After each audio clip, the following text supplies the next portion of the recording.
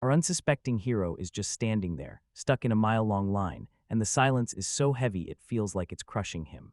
Everyone's locked into the same sterile white robes, marching off into the unknown. At least, that's what he tells himself. Then his mind snaps back to what his senpai swore. Maybe there's life after death, but if that's true, why is he trapped in this cold, endless parade of bleakness? The mood hits like deja vu, one last, grim shuffle across the Sanzu River after a truck literally crushed him without warning. He twists toward the guy beside him, the faceless nobody in the crowd, and demands proof that this whole thing is as ridiculous as it sounds. Just like he figured. The other guy nods, dead on, exactly. Our hero isn't even angry, he's eerily calm, and then, I can't believe I'm dying this young. He murmurs it like it's nothing, like the world slowed down just for him, because deep down he's always been a loner, always kept people at arm's length. Honestly, his house was a non-stop storm of screaming shadows and outstretched hands, and he'd never felt safe around his family, so when this happened, it was almost a relief. Right then, he spots a bunch of chaos up ahead, and yeah, even in the afterlife, bullies don't clock out. A couple of goons are beating up some helpless kid, and rage sparks in him like, wait, he's already dead. So screw it, this is the first time ever he actually steps in. He lunges forward and smashes the lead bully straight in the jaw, and he doesn't stop. He rips through with a brutal leg sweep next. He rockets the thug off his feet like it's nothing. He slams the ground, utterly stunned. Wef, are you dying? But our guy doesn't even hear him, then plants his foot down with a bone-crunching smack. Once the trash is dealt with, he yanks the rescued kid up off the ground. Hey, are you okay? The kid's still stunned, but grateful flashes across their face. Thank you so much, I'm Hikaru. Turns out Hikaru's only 15, the kid he saved, even though he looks way older, stunned, mortified, basically crumbling, and I'm just standing there like, wait, what's wrong with me? Did I really just get rescued by someone 3 years younger? But he's no sore loser. He yanks out a heavy pouch like, here, and even though it's intimidating, it's cool, I'll hand you this in return. Our hero's totally baffled. He's spotted other people walking around with those pouches, but when he looks at himself, there's nothing. Still, the guy won't budge. This is the least I can do, he insists, and as the other guy waves goodbye, he grabs the bag and vanishes into the crowd. And you're so kind, your smooth voice slices right through the silence. Right out of nowhere, a sharply dressed blonde guy steps into the scene, and he looks so completely out of place it's instantly suspicious. Hold up, listen to me for a sec. Our guy is completely stunned. This newcomer's not wearing the usual afterlife robe, so why is he dressed so differently? The question hits him fast, and before he can even process it, the blonde man wastes no time. Come with me to my world and live in my house. Before our hero can even register that unhinged pickup line, the man yanks his coat aside, and a gruesome, fatal wound blooms across his torso like a death sentence. I'm gonna die soon, he says, calm as can be. Our boy's brains just short-circuit. Wait, you're dying. I mean, isn't this supposed to be the afterlife? We're both already dead. The blonde finally blurts it out. He used a special power called crossing the world, and this is where it runs out, right at the limit. He steps right into our hero's face, eyes begging, please, please, come to my world, make my wish come true. Then boom, he hits you with the ultimate bombshell sales pitch, and when you do, his voice booms like it's from another world. You can get reincarnated again, no joke. Revival hits, and just like that, our hero gets a second chance, and he's completely stunned. The blonde clocked that she got him right where she wanted, then laid down the deal. Live your life however you want, just say yes to my one request. And with him basically on borrowed time, there's no risk left to worry about. Our guy fires the million-dollar question. So what's the price? The blonde's grin turns shady in an instant, like she's hiding something. Don't worry, she says. Nothing bad will happen to you, trust me. Since there's literally no other choice left, it's just hero caves. So fine, I'll head to your world and hear what you've got to say.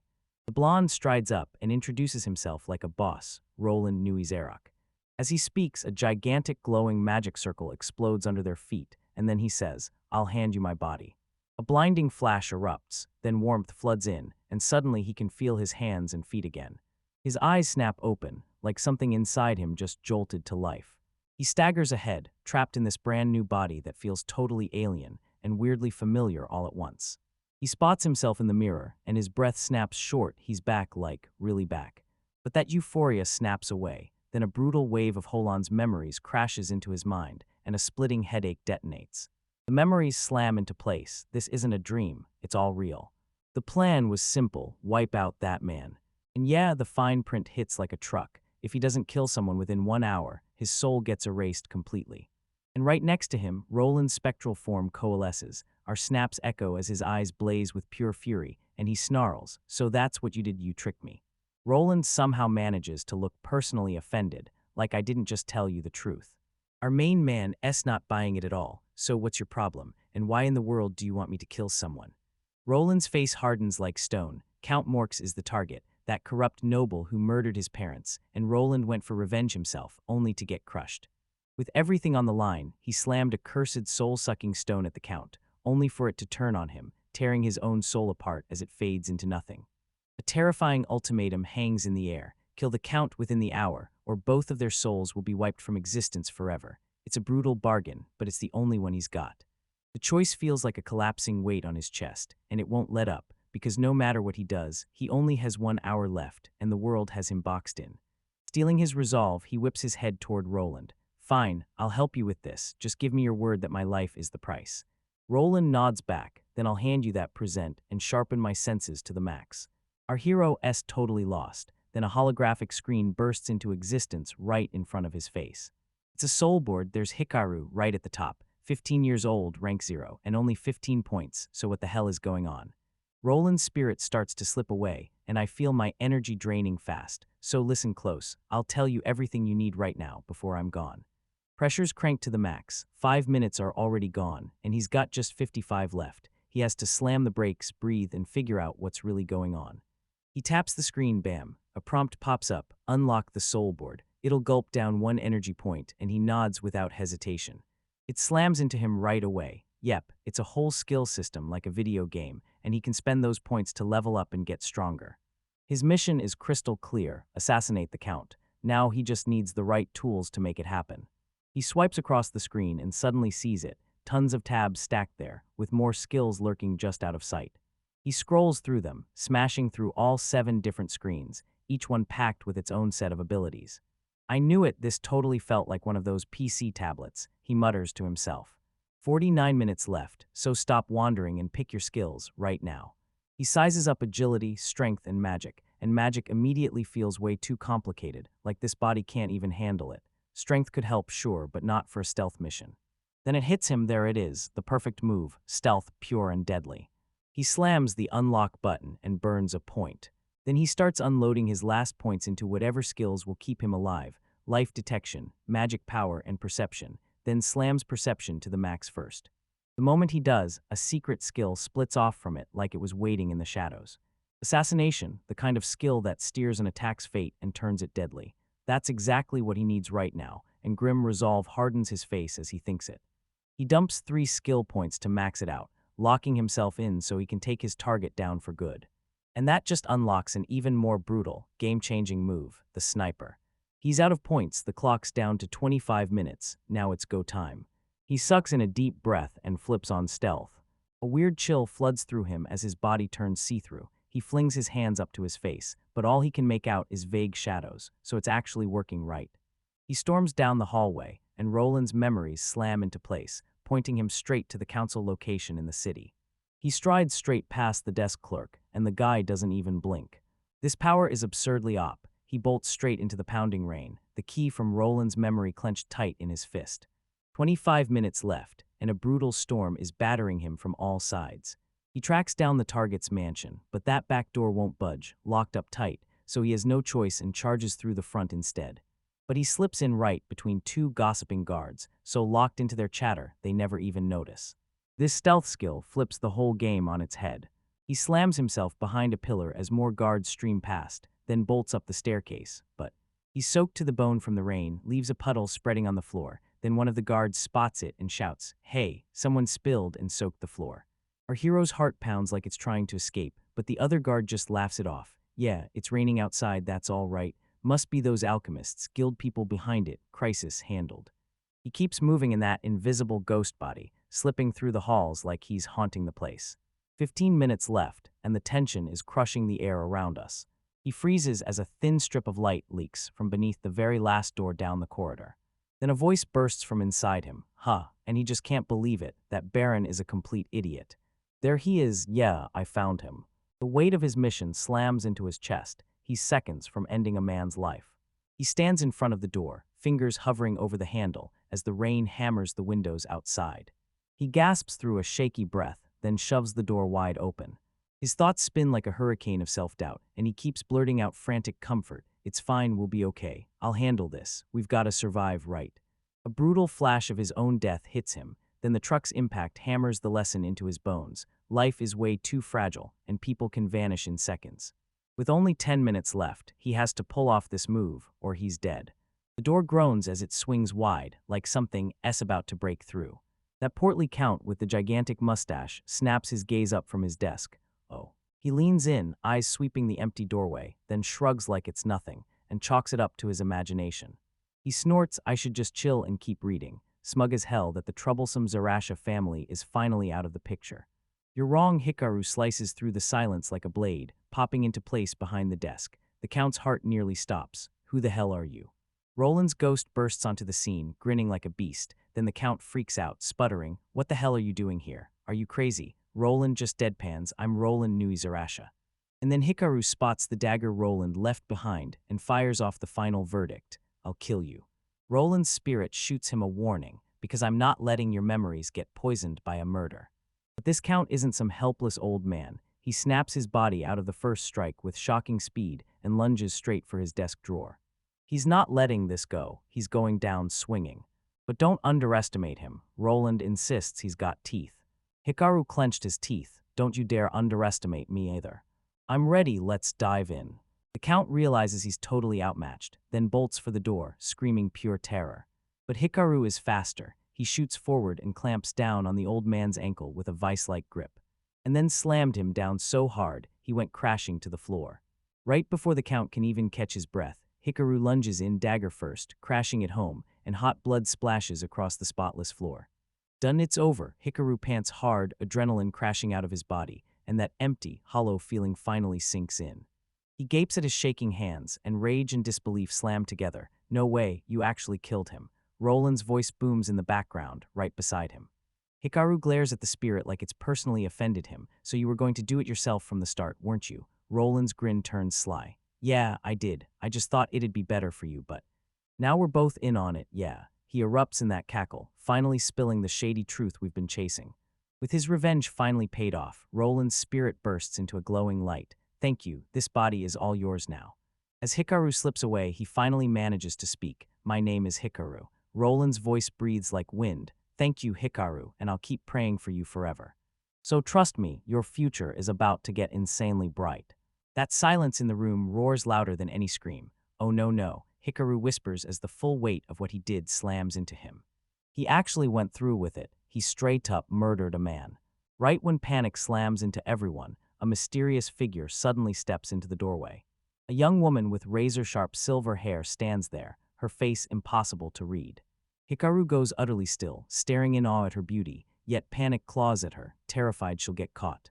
She snaps the silence with one word, and right then, bells start to ring like thunder because the knights are racing in.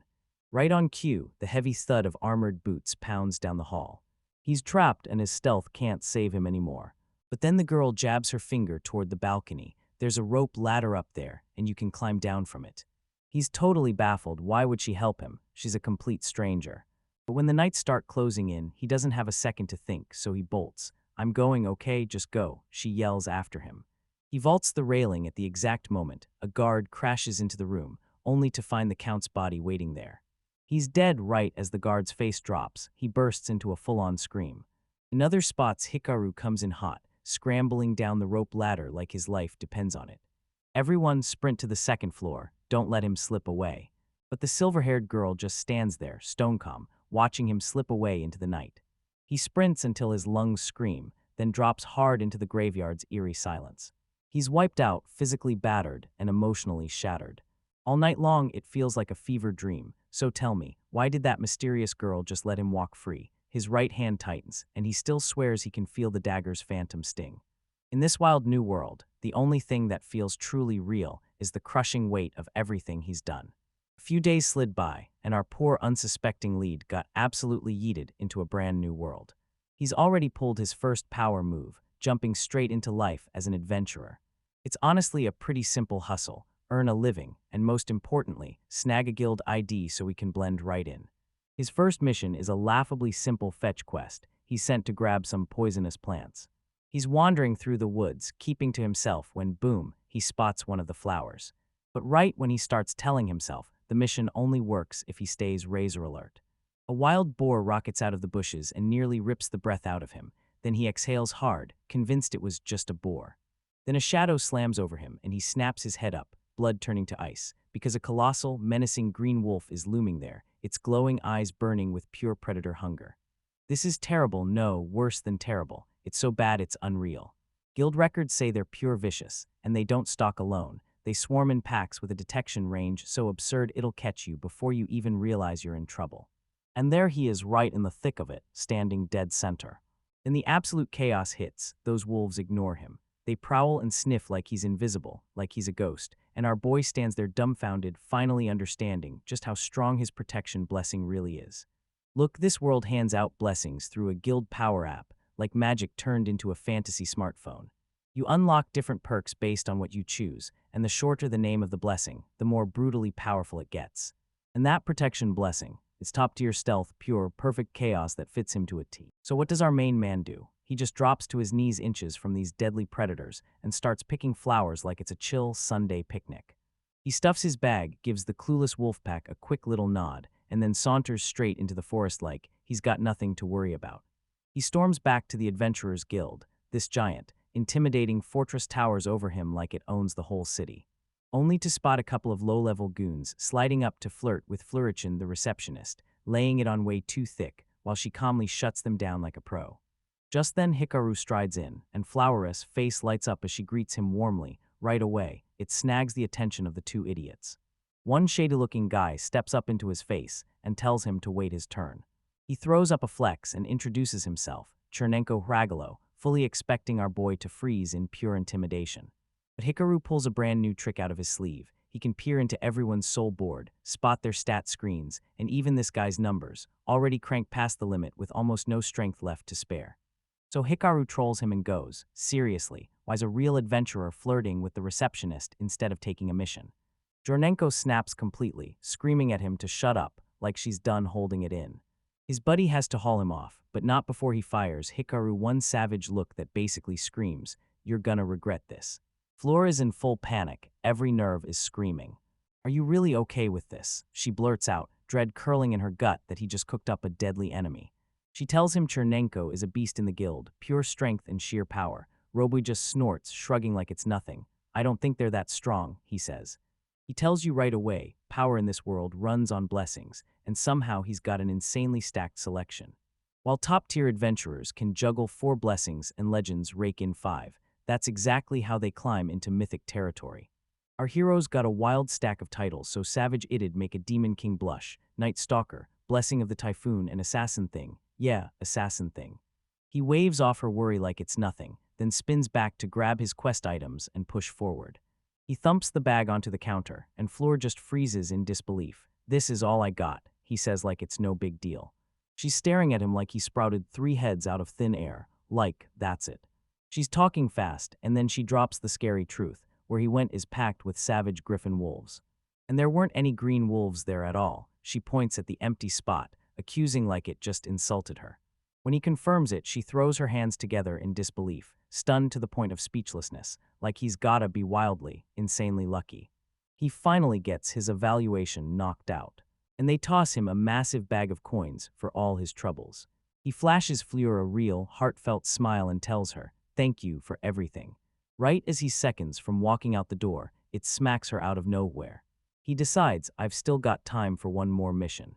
Fleur's smile bursts across her face like a Christmas tree, then she locks in and says, "If that's what it takes, I'm going to hunt down the best missions for Hikaru-san." She darts off to find them, and our boy can't stop staring at the real reason every adventurer crowds around her counter. While he waits, his mind keeps drifting back to the girl who saved him, and ever since that night, not a single word has come back.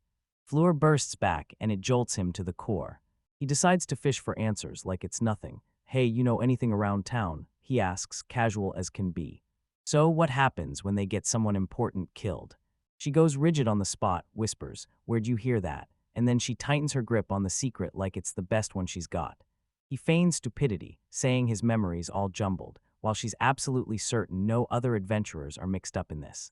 But then, out of nowhere, government officials stormed up to the guild, demanding they investigate a murder. She scoots in close and whispers, "It's just between us, a secret she won't let anyone else hear." Then I switched gears, and before he could even ask, I dropped a whole stack of hand-picked missions in his hands. He thanks her again, and this time he's loud about it. Her hospitality blew him away. And then she melts, like, straight up instantly. And wow, it turns out adventurers are never this good to people. And she can't help wishing more guys were like him, because the girl is totally flustered. He scans the best missions, and it's all a pile of chores: cleaning duty, roof repairs, and even having to chat with senior citizens. With a dead serious face, our hopeless hero locks eyes with her and snaps, "Excuse me, but I'm refusing all of them." Honestly, that's a brutally savage play. So he snatches a quest to hunt down redhorn rabbits. Floor swears they're basically unbeatable, because their detection is razor sharp and their speed is flat out insane. But for our stealthy hero, it's effortless. He slips in like a ghost, and before they even notice, he's already right on top of them. He freezes for a split second, still shaking at the thought of picking up killing again. But his eyes sharpened into something colder, like steel forging in the dark. And his blow lands with deadly perfection. The instant the rabbit hits the ground, a blazing light snaps around him. Boom, he levels up, and his soul rank shoots higher. A power he's sure isn't just his, because there's no way he's the only one holding it. Fresh points burning a hole in his pocket, he heads straight back to the guild. His mission is dead simple: grind quests, stack money, and stay invisible until the whole Count murder mess finally blows over. But while he's striding through town, he suddenly catches a patrol pair arguing nearby. The second he hears the name Count Morgus, his ears shoot up because they've finally found the murderer. The moment those words landed, they smashed into him like a runaway truck.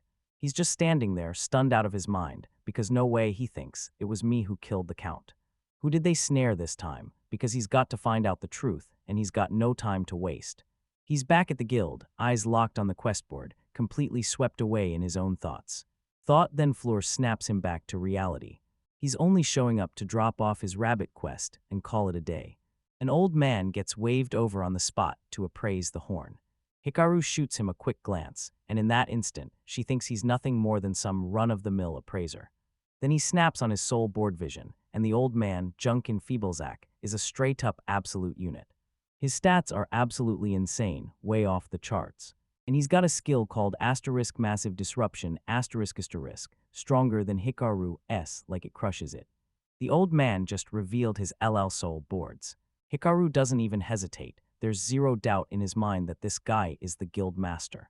The guild master catches him staring and snaps, "Are you staring at me like I'm some kind of target?" His voice drips pure ice. Hikaru immediately throws a quick backpedal, acting like it's all totally under control. Later that day, he finally clocked out. Work was done, and the world was ready for what came next. Hikaru strides up to Fleur and says, "I've got a personal question for you," his voice turning dead serious. She instantly snaps into full panic mode. He strides through the city, convinced Fleur has to be sitting on a clue about the investigation. Right then, his instincts detonated. Something's shadowing him, and he can feel it closing in. He snaps his eyes over, and there, looming in the dark, he spots the silhouettes. It's Chernenko and his crew, and they're on the hunt, ready to spill blood. Thanks to his insane detection skills, he can feel their murderous intent burning in the air from 10 meters away. A wicked smirk flashes across his face as he darts into an alley. The thugs scramble after him until the streets trap them in a dead end. "Where the hell did he disappear to?" Chernenko roars. "That's our boy standing dead in front of them, turning invisible and cackling like a villain. And yeah, I'm right in front of you too, but I've got something more important to deal with right now." He slips past the goons and bursts into a cafe to meet Fleur. He spots her waiting, but she isn't in her uniform. Then his brain totally short-circuits at how stunning she looks. He tells her she looks amazing, and that compliment detonates across her face. She blushes so hard it's pure fury. They drop into their seats, and the moment hits like a switch flipping. And just like that, he jumps right in, until she starts playfully trolling him, pretending he's invited her out for tea just to squeeze out the information she wants. To make things right, he promises he'll buy her anything she wants off the menu. Her eyes sparkle the second she orders the one thing she's been craving to try for ages. The waiter races back with a gigantic fruit smoothie and shoves in 2 straws like it's about to get dangerous. Fleur is mortified. "Hey, no," she blurts, but Hikaru won't back off. He presses her like, "You need to act like a man and drink it with me." and he won't let her refuse. After you press her with a little begging and a lot of persuasion, she finally caves and agrees. And they leaned in close together, like the world went quiet for a second. They both take a sip, then their faces light up like, oh wow, that's insanely delicious. Now the timing's perfect, he's going straight for the kill. Then he leans in and says, I've got a question for you. I heard they finally grabbed the killer of Count Morgas. The moment the words land, her smile snaps away, her gaze turns to steel and the whole room chills. Where did you hear that? She hisses, voice deadly low. He swears he heard it from the patrolman, but she snaps back that it's classified at the highest level. He blurts out an apology for shoving too hard, then spits out a half-truth. His friend once had a terrible run-in with the Count, and he's using it to spin the story. And just like that, it finally worked. She finally gives in and spills the truth. The killer they found dead is being hauled to the royal court in 3 days for sentencing. The last piece snaps into place, and terror hits him like a truck. The first person to find him was right there, dead in that spot. No way it's really that impossible, right? The girl who saved his life is now getting hauled in like a criminal. His eyes squeeze shut with cold fury, then he blurts out, that makes zero sense. He clenches his fist, and a fierce resolve ignites inside him. Asterisk, I've got to go. It's my turn to save her now. 2 guards prowl a dim mansion, their footsteps thudding through the silence, because the night watch is nearly over, and one of them is practically vibrating with relief as his sigh finally cuts loose. His partner, a chronic worrier, just snaps back, you worry too much, you know, nothing's going to happen.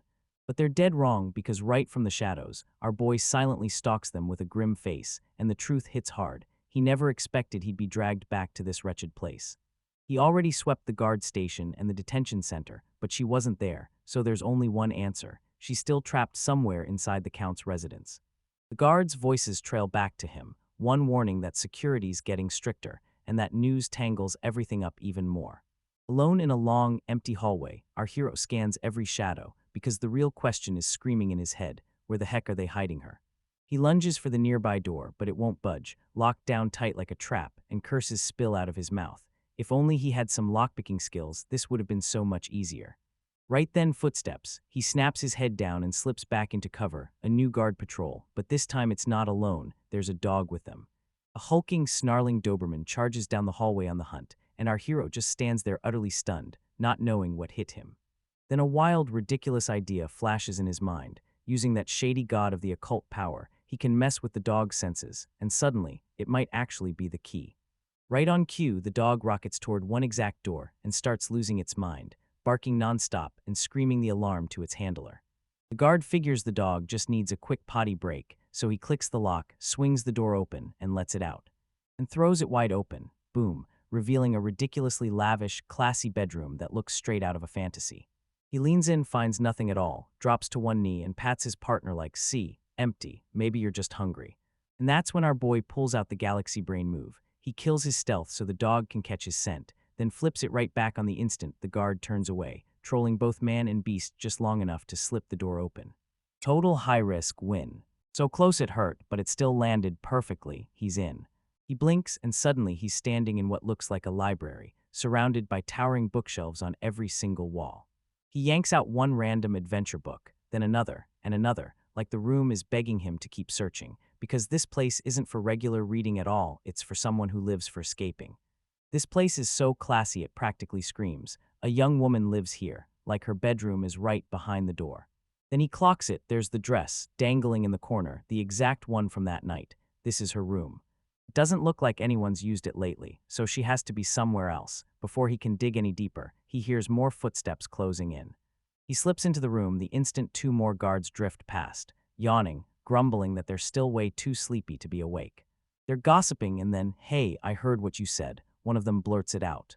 Our hero slams his ear to the door, hanging on every word, because they're already bragging about the investigation and how they've got the killer locked up.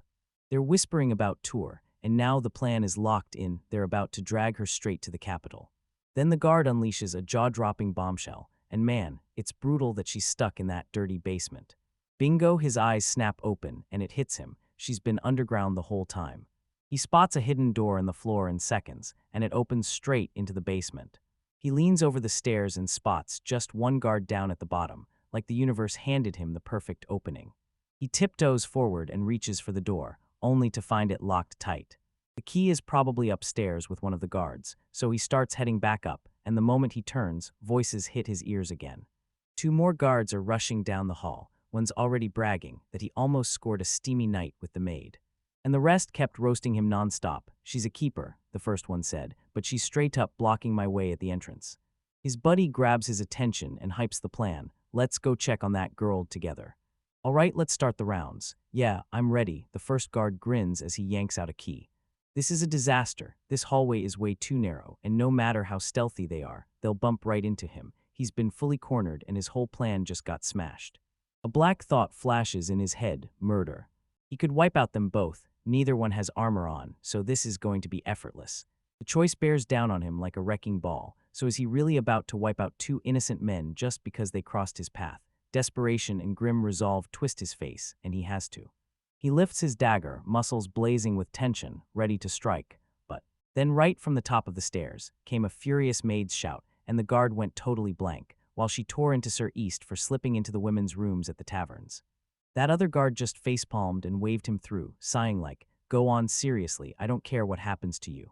The maid basically hauls the red-faced knight up the stairs, and right when he's distracted, our boy slips away, melting straight back into the shadows.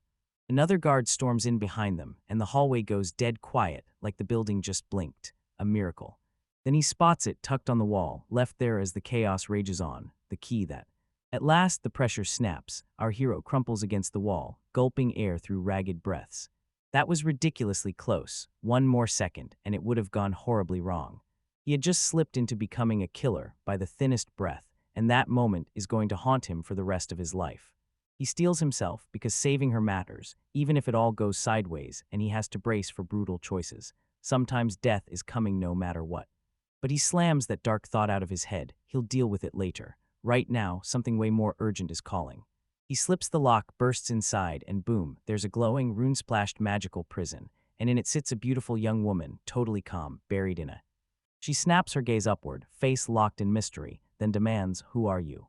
He steps up to the edge, and then straight to the point, he says, "I'm the one who killed the Count. I came here to save your life." She just smiles and says, "Thanks for showing up," then shuts it down, because this isn't something anyone can break. It's a magic prison, and she's dead serious. I can't even get close to it. The Alchemist Guild's master forged it himself, and only he can unlock it. Killing him might be the answer. Our boy can feel his mind still stuck in that dark place. She locks eyes with him, sharp and crystal clear. "You can't slaughter innocent people," she snaps, cutting through his storm of chaotic thoughts, like his mind just went blank. That savage call-out slams into him. He sputters mid-breath. Then I hit him with, "But I saved your life, so why won't you get the hell out of here?" Her reply snaps off the rails. "I don't want to," she gasps, eyes fluttering shut. "Why? Because I've already done my part, ever since you killed that man." He's totally stunned. Then he confirms it with a sharp nod. She's the Count's daughter. He murdered her father, and she just sits there, stone calm. "Don't stare at me like that." She says it with an ice-cold voice. She tells him the cage wasn't made just to lock her up. No, the Alchemist Guild went all out, pouring ridiculous effort into it for one deadly specific reason. She thrusts her hand forward, daring him to take it. A massive surge of crackling power erupts from it, rattling the air in the whole room. "What the hell?" our hero snarls, stumbling backward like he's just been hit in the chest. She's overflowing with insane magic power, but she's trapped to just one type, destructive magic, and that's it. She thanks him again, and that little sad smile hits like a punch, like she's holding back everything, and I honestly had no clue anyone would ever want to help me. She even turns around and demands, who set him up for that murder, because she's the one taking the blame. Then she's forced to face the truth. In just 3 days, they'll drag her to the capital, where the king will keep her alive as a living weapon, unleashing her as a secret assassin to wipe out his enemies and sealing her existence into history's darkest stain. She says it like it's nothing, and our main guy can't take it at all. "You're telling me the king will force you to wipe out someone, turn you into a murderer, just by using your powers?" He blurts out, totally stunned. She looks like she's floating on pure relief, like for one heartbeat, someone actually cared about her. This is too much. How could she just walk away from life like it's nothing? He feels his resolve harden through sheer shock, but she snaps back that it's time. He has to leave before the patrol shows up. But then it hits him. Her hands, resting on her book, are trembling like they can't be stopped. He can't forget a single adventure novel stacked in her room. This isn't a guy who's given up. He's terrified because it feels like there's no escape, and then he leans in and asks, voice soft but steady, "Would you tell me your name at least?" She just says he'll forget it. No, it doesn't need to hear it. Then he snaps right back, no, of course not, I won't. He grins and goes, I'm Hikaru, so what's your name? Her perfect calm finally cracks wide open. Tears pour down her face as she gasps out her name, Lavia von Moristed, I'm Lavia. She begs him, pleading, just call me Lavia, I need you. And then, like a lightning bolt, she pauses and realizes, of course you don't.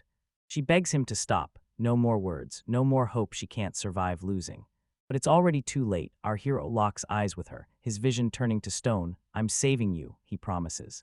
He keeps going, you're right. I don't want to slaughter innocent people. So come with me, I'll get you out of here, and nobody has to die. He's going to barge into her life, whether she wants him there or not, because his shot hits in just 3 days while she's being hauled to the capital.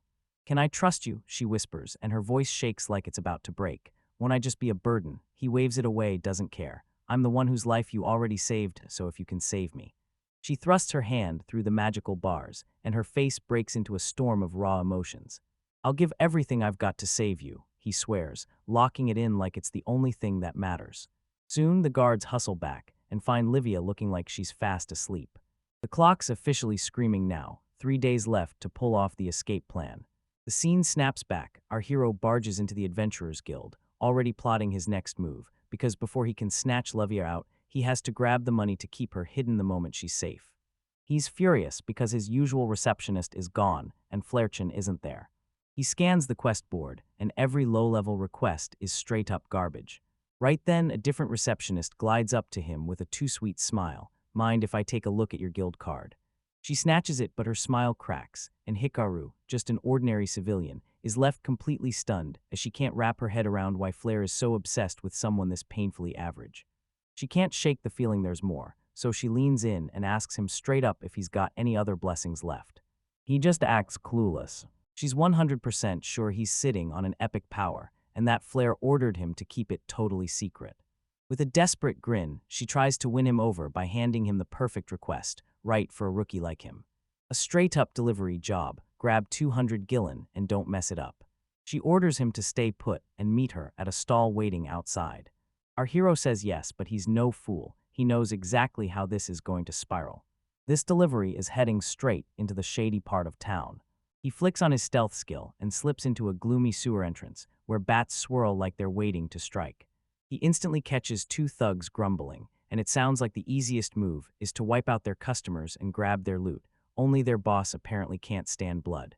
He pushes deeper after them, clocking every move like they're trailing a target. This is the perfect moment to unleash his upgraded stealth combo. He triggers a magic lock and a brand new skill, sensory deprivation. Now he's so invisible people bump into him, and their brains just flat out refuse to register he's even there. Those thugs are rushing toward their boss, Kelbeck, like they've got something big to handle. Our boy gets hit with this weird pull when he hears the name, like fate just pointed at him and said, this is the one you're meant to meet. Sure, the guy is tagged as the obsolete toolmaker, but Hikaru can feel it in his gut. There's way more to that title than anyone's admitting. They stumble up to a fortified door, crack it open, and get shoved inside a hidden hideout. The boss, face tattooed with blazing flames, kicks his feet up on his desk, then instantly tears into his subordinates for being 5 minutes late. Both of you are responsible, he roars. After he tears into them with a savage tongue lashing, he snaps, dismissing them for good. The second they vanish, our guy strolls right into the room. Hi, he says, flashing a polite smile. The boss nearly jumps out of his skin. Who are you? Karu stays calm and tells him straight up, I'm not here to pick a fight. He thrusts a scroll into your hands, delivery, S here. The boss is totally baffled, but he swallows his shock and gives in. He spots the Adventurers Guild seal and his shoulders drop, just a little, before. Then the questions slam in. How in the world did you get here? The boss knows nobody's getting in that easy. He snaps his guards over to him, right beside Hikaru, and they immediately confirm that nobody slipped in. They can't even see the kid standing 2 feet in front of them, and when the boss clocks it, he realizes this kid is on a totally different level. Hikaru stays icy calm and casually tells him to sign the form. Beads of sweat pour down his face as the boss finally slaps his signature on it, and he slams the dip back into his hands. Just as our hero spins to go, boss slams on the brakes. Hold up, who do you think I am? He knows it right away. Hikaru isn't some ordinary delivery boy. He finally drops the mask. Turns out he's the real Thieves Guild. Shaken with awe and fear, the boss leans in and promises our hero his help down the road. Just to seal the deal, he demands payment. He warns you, don't get tangled up with the Adventurers Guild, because if you ever do, just hit him with the word. As Hikaru walks out, the boss breaks into a sly grin. This kid's terrifying, but yeah, he's definitely someone you'll want to keep your eyes on. Right back at the guilds. That scheming receptionist is playing it cool. She already sent him straight into the thieves' guild turf on purpose, praying he'd get caught so she could swoop in and save him, leaving him desperate to owe her. She freezes in disbelief when he storms in completely unscathed. Kelbeck-san, did you actually get to meet her? She asks, and when he just nods and says nothing exciting happened, she's left standing there totally, completely baffled. She thrusts the major over and hands him a whopping 200 Jilin reward. Her thoughts spun out of control. How in the world did he pull that off? Just as he's racking his brain for his next move, an old man from the guild steps right up to him. Good news hits, he flips the Redhorn rabbit pell, and it sells for a jaw-dropping, astronomical price, about 147,500 Gilin. Our boy's frozen in shock, over 140,000. Just like that, his money troubles get wiped out, and the guild bank coughs up most of it.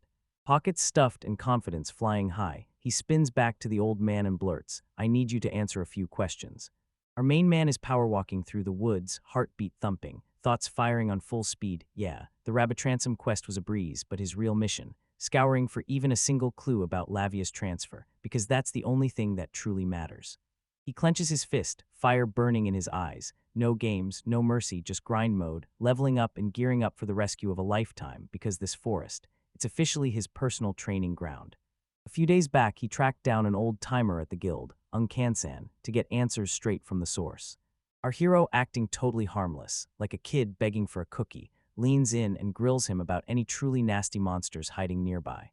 He tells them he's staying put for a while, so he's gotta hustle for cash, and that drags him straight into the spooky woods. The old man rubs his beard, and you can practically feel his crazy good intuition buzzing, like a meter going off. Then he leans in, eyes sharp, and warns our boy that 4 massive threats are closing in, and he has to dodge all of them. He spills everything: green wolves, giant bees, forest barbarians, and a colossal goblin horde creeping ever closer to the city. When they hear 300 goblins, our guy's eyes snap wide open, like, oh no. Onkin starts laying out the giant bees, massive winged nightmares that summon their buddies if you even so much as stare at them wrong, and suddenly what should have been a fight turns into a full-blown nightmare. Then he spills everything about the forest barbarian, an enraged 10-foot-tall monster with bulging forearms and one glaring eye, stomping around like a nightmare you can't outrun. And our hero's message is crystal clear. Stay far away, no exceptions.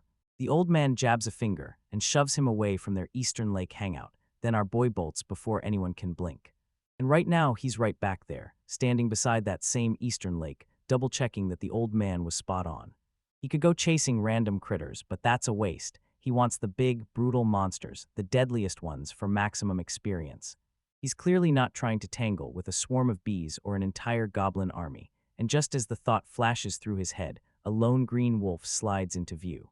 Perfect, our hero smirks, slams on his stealth, and disappears like a ghost, while that wolf has zero clue it's being watched. He vanishes into striking range in the blink of an eye, then whoosh, one swift, brutal chop, and it's done. The wolf screams one last time in pure agony, then drops dead, never even making it to the ground. His assassination skill is so brutally broken that he wipes the target in one clean shot. Then, once the adrenaline finally dies down, this eerie new feeling crawls in. He's already ranked up way faster than he ever thought possible.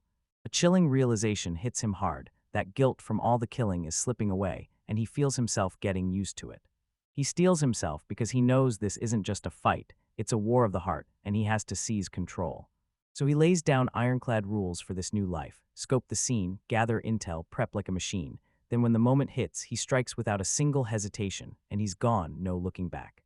He flicks his status screen, sees rank 8, and decides to hold onto his points for later. All right, time to throw on the boots and get back to the grind. His eyes narrowed to a razor-sharp glare. He hears a distant noise, then erupts into a terrified scream. Suddenly, everything snaps into total chaos. An adventuring party gets utterly overwhelmed as a seemingly endless wave of goblins surges in and swarms them from all sides. They're boxed in on every side, blades swinging as they fight tooth and nail just to stay alive. Among them, 3 girls stand out, but one healer, Pauline, is frozen stiff with pure terror. Pure terror pins her in place. Her mind howls that she never should have set foot on this quest. So how'd they get tangled up in all this? Flashback to the guild hall. Two sketchy dudes pull them in and pitch a sweet, high-paying job near East Lake. That sweet promise of easy money was way too tempting to ignore. And even with her friend Paya firing warnings at her, Pauline still got pulled in. She just wanted to grind hard enough to finally send money back to her village. The shady leader just chuckled and waved off their worries, insisting the rumors of danger were way overblown, bragging that he could take on any monster all by himself. Paya, the relentless protector, vowed right then and there that Pauline would stay safe. Polly felt it in her bones. This was going to be a mistake she could never undo. Now the nightmare that haunted her is crashing into real life. Three girls clash with sheer desperation, fighting like their lives depend on it. And it's utterly hopeless. An arrow tears out of the crowd, dropping one of those shady adventurers on the spot. This isn't some random mob. This is an organized goblin army, and they're moving like they've got a plan. The scumbag boss snaps into panic, blurting out that he only thought he was messing with some green adventurers, yet now he realizes they're all finished. He whips around to a terrified Pauline, grins sharp as a knife, then leans in and asks, "Do you know what goblins want?" Offspring, he sneers like that name tastes bitter. He unveils his nasty scheme, and the goblins are clear about it. They want the women, not the men. Pauline stood there completely stunned, like her brain just short-circuited. Then he lunges for her, planning to slam her straight into the goblin horde as a living distraction. "Save us." He howls and shoves her forward. Her friends shout her name, but fate's already slammed the door shut. The man tries to justify his savage attack, roaring that this is what a healer does. He saves lives. He slams her to the ground and leaves her to fend for herself. Tyra clamps down on it with a vice-like grip. Goblins creep forward, eyes blazing with pure malice, closing in on her helpless form. One of them snaps a grotesque, predatory grin into place. She tears the last of her hope apart with one final, hopeless scream. This is it. Every last dream she had of becoming an adventurer is getting crushed right here. She dreamed of fleeing her village, sure that in the city she'd finally collide with a fated, handsome hero. And then boom, he fell hard and fast into love. She's fed up with that stupid fantasy, so she snaps her eyes shut and begs, heart pounding for death. But then everything just stops dead. The goblins won't budge, dead still. Then a calm voice slices the silence, and you can practically feel it. That one was dangerously close. A shadow looms over her, slashing off that terrifying sight. "Are you okay?" he demands. Her eyes snap into focus, and there he is. Our boy has finally arrived. She freezes, utterly speechless, staring at her sudden rescuer like she can't believe he just appeared. He shoots out his hand. "Tell me, can you stand up?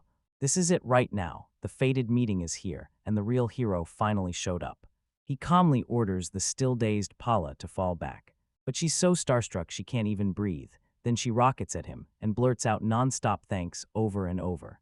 Meanwhile, that scumbag who tossed her to the wolves is absolutely furious. Sacrificing her was the only way out. He barks, our hero's eyes narrow. "Ah," he says coolly, "I get it now. So you tried to use her as a decoy just to escape." He cuts in, and then with effortless force he shoves the pole aside, steps right up to the coward who can barely choke out a stammering reply. Right when Paya is about to unleash her fury, our hero jabs a finger toward the forest. Then, without even blinking, he says, "Hear that? The horn's sounding, we're pulling back soon." Right on cue, the whole goblin horde freezes in confusion, and then bolts for their lives. The shady adventurers go wide-eyed, and our main man snaps, "Run, get out while you still can." And once they hear the call, they don't hesitate for even a second. They bolt like the decision is already made. Now that the danger finally backs off, he rushes to Paula. She's blushing like crazy, but she insists she's okay because she can heal herself. Pai is seething that the coward slipped away, but our hero throws calm in her face and tells her, "Don't worry." He tells them their reputation is basically finished, because the second word spreads that they've been using their own party as decoys. Nobody will ever trust them or work with them again. The only move that stops it, silence the witnesses. He confesses he's been keeping tabs on their other two buddies, easy marks all along, and orders the girls to keep moving without him. Paula isn't playing around. She steps forward, introduces herself the right way, and practically pleads with him to escort them all the way to the lake. His friends keep chiming in, and finally, reluctantly, he gives in, agreeing to keep watch over them from a distance. Paula's smile drops fast, and you can tell she's crushed that he won't stand by her side. Her friend Paya immediately roasts her, straight up exposing her secret delusional novels, and Paula instantly spirals into an adorable, full-on embarrassment meltdown. As they march on, our hero digs into the memories of his research, because he only knew how to trigger the goblins, retreat after poring over them in some dusty old archive book. Yeah, in the end, work and knowledge are pure power, but just when it hits, another sound snaps his focus away. He snaps his gaze up and sees the girls ringed by yet another raging goblin mob. His stealth is perfect for clean one-on-one takedowns, but against a whole horde like this, it's completely useless. His eyes slice through the chaos, searching every flicker, then boom, he spots him, the goblin boss. Bingo, hit the boss, and the whole command structure collapses, then he slams a point straight into strength. He vanishes on the spot, sliding through the goblin crowd unnoticed, and rockets onto the boss's back, driving his dagger deep into its skull. The strike lands like a wrecking ball, savage, flawless, and the boss gets erased on the spot. And then he crumpled into a heap, while the goblins nearby just stared, utterly stunned. The system hands him the reward on the spot, 1 kill, and he rockets up 3 ranks, and that power surge hits so hard it steals his breath for a split second. Exactly like he figured, the leaderless horde snaps into panic and scatters in every direction. But one goblin throws caution aside and charges straight at Paula, no time to doubt, so he slaps his screen and hammers in a fresh point to explosiveness. He rockets forward into a blur, so fast it's like he teleports, and then he drives a blade into the goblin with the kind of precision that's inches from total disaster. One more life spared, and one more monster sent crashing down. At last, they skid into the lake's safety and breathe again. The girls thank him for everything, and he quickly urges them to stay sharp and be careful. He turns back toward the forest and waves goodbye as he returns to finish his hunt. By the time night hits, he's power leveled through the roof. He even somehow crushed that monstrous forest barbarian they'd warned him about. He glances at his status, 10 points saved up. Yeah, that's enough for now. He storms toward the guild, dead set on digging up answers about Lavia's transfer convoy. He leans in for a look, and right away, his eyes lock onto Lavia's. But that's not all. He's greeted by her, and right beside her, the 3 girls he saved are there too, already fired up to expose the betrayal from their old party. Lavia drags him into the spotlight and demands he testify about the goblin horde. Before he can even blink, she snatches his cloak, her cute face twisted into pure, adorable jealousy. After what you did the other day, and now you're playing around with other girls, what's your deal? She snaps. Stunned out of his mind, our boy nods and promises to spill everything, right there over dinner. Lavia yanks the whole crew to a legendary restaurant where the pasta is famous far and wide. The girls he just saved are stunned by the brutal price tag. This is way more expensive than they ever imagined. Our hero's huge size just grated on everyone, and yeah, he didn't have time for this, but Lavia knew those girls would trail him no matter what, so she stepped in and smashed the chaos into one move. Right then, Kinson barges in, along with the restaurant owner. The owner clocks our hero as the rabbit hunter in Straight Up offers to buy the usually discarded guts from him, cutting out the whole trip to the guild and sliding him extra cash right in the moment. A win-win.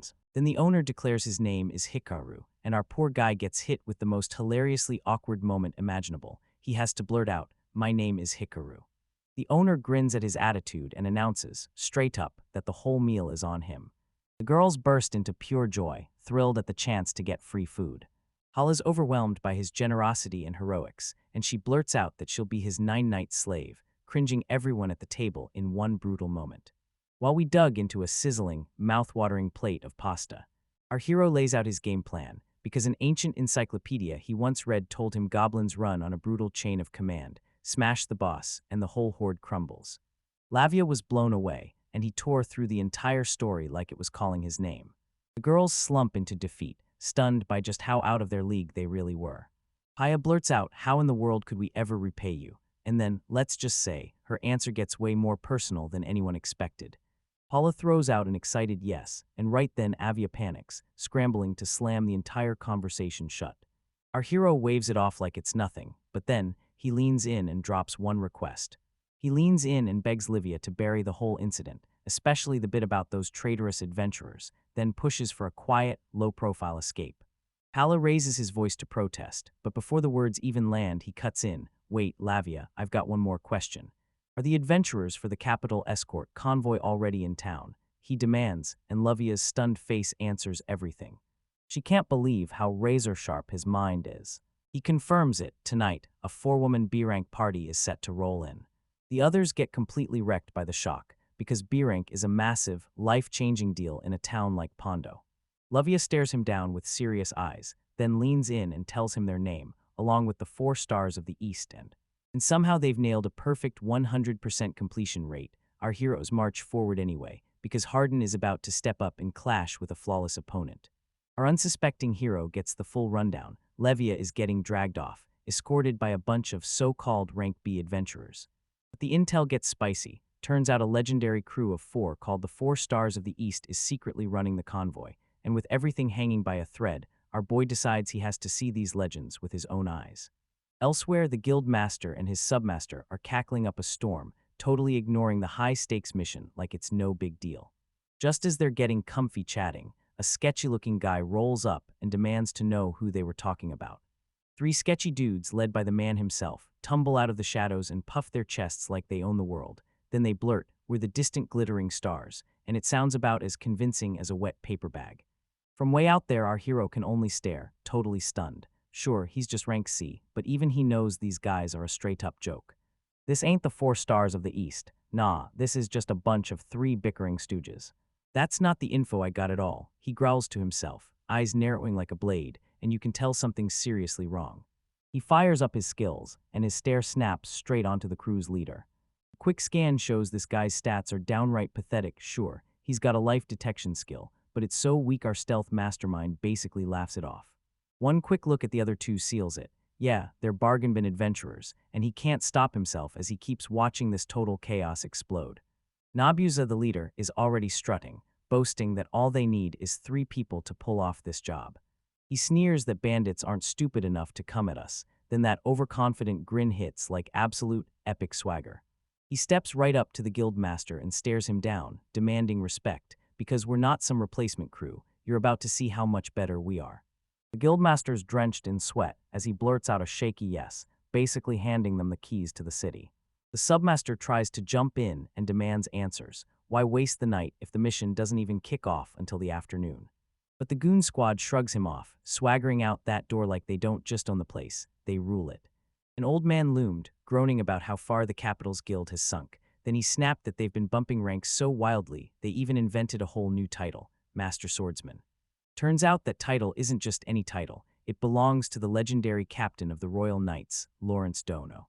Our main man's had it, he's done with all this nonsense, and this ridiculous crew is his golden ticket. A grin snaps across his face. I've got this, he thinks, and then he rockets into the night, counting on his luck. The guards are useless, the plan is doomed, tomorrow's the day, and he's going to save Lavia. While Lavia is trapped at the estate, 2 night guards keep watch. One can't shake a bad feeling and won't buy her guilt, because the official investigator still hasn't even arrived yet. Our beloved captain told us to just fall in line, his partner shot back, but that nagging doubt still hangs in the air. Inside, the submaster keeps a sharp eye as the transfer gets passed along. He tells them Lavia's handcuffs aren't normal at all, they're magic, and once the timer hits, they snap off by themselves. They'll hold out till tonight, no more, so he grins one last time at the night, says goodbye and slips away. Lavia is thrown into the blinding sun, her face stone cold and unreadable, like she couldn't care less. A sharp gust of wind hits her out of nowhere, and it throws her senses into chaos. She wobbles on the edge of collapse, and right when night falls, his face tightens with pure, urgent concern. As they near the carriage, the knight spots the elite adventure squad waiting, and his expression hardens into something grim. What does this even mean? He snaps at the guild master, shouting that they're not the adventurers they asked for. The guild master just shrugs it off, flat out telling the knight to shut up and get back to doing his job. Our boy watches the whole exchange from the sidelines, soaking up every single second like it's happening to him. Nabuza, the lead adventurer, bursts into this creepy laugh and leers straight at Lavia, so she's a real cutie, huh? Then the knight snaps like a snapped wire. Wait, are you guys drunk? Nabuza smirks like he's daring the world, and the knight snaps, teeth bared, no way he can escort her in this state. He whips around to Lavia, flashing a reassuring look like, we're almost there, hang on. He grabs her and hauls her into the prison carriage. Those other knights are livid. There's no way they could be escorts since they were stuck as witnesses at the mansion. So why did the guild send asterisk this guy? They're already short on people, so they had to make it work. There's no other option. To top it all off, Nabuza leans in and whistles at Lavia while she's trapped behind those locks, an ugly final jab before she's silenced. That night's done, he stomps straight over to the coachman, the only guy holding the key. Coachman, get over here, right now. He steps right up in the poor man's face and snarls that if anything goes wrong, the blame will land on him. Then he grabs the guy, shoves him toward the carriage, and yells, "Now get out of here." The carriage rattles off into the dark, and the whole night churns with raw frustration. Right then, a voice cuts through the air and yells his name. And right there, Captain of the Knights himself, Lawrence. He tells them the king ordered him here to supervise everything. Knight Asudo drops to his knees and begs him to ride with the convoy, snarling that those adventurers can't be trusted, but the captain slams the brakes. He won't break procedure, and he orders everyone to stand down while the investigator comes. The convoy is rolling hard right now, and they're well on their way. After they clear the checkpoint, the coachman suddenly gets hit with a weird, chilling sense that something's off. The carriage suddenly feels way heavier than it did a second ago. He shakes his head hard, convinced he's seeing things that aren't real as they creep across the bridge. Out on the wide open road, boredom starts clawing at Nabuza. He rockets up alongside the driver. "Driver, hand me the key," he's demanding. The terrified driver freezes on the spot, but Nabuza flashes his pitiful rank C status, and the old man realizes there's no way out. This whole mission is nothing but a payday for those clowns. But just as he reaches for the key, his companion slams into him with a shout, "Nagusa, look ahead." A hooded stranger looms over a body sprawled in the middle of the road, begging for water. It's our boy, pulled off a masterful disguise like a total pro. One of the goons hurled a water skin at him like a challenge. Nabuza screams at him to get lost, yet our hero just smiles and waves a small bag of coins like a thank you. Greed shoves Nabuza forward. He swells his chest, points at the traveler, and orders him to spread the name everywhere. Nabuza Gagyigo, the hero are. Our boy just nods, got it.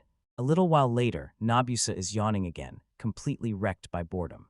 And that's it, he's officially had enough. He whips a glance back over his shoulder at the carriage. "Hey, driver, pull over. We're taking a break, now stop the carriage." With a cruel smack, he hits the old man, grabs the key, and flashes a wicked grin. "I'll make sure the lady has company." Then he shoves the key in and unlocks the door, and you can practically smell the evil in his plan. He lunges inside the bed and yanks the blanket up, snapping it over the sleeping figure. With a savage grin, he yanks it straight out of the way.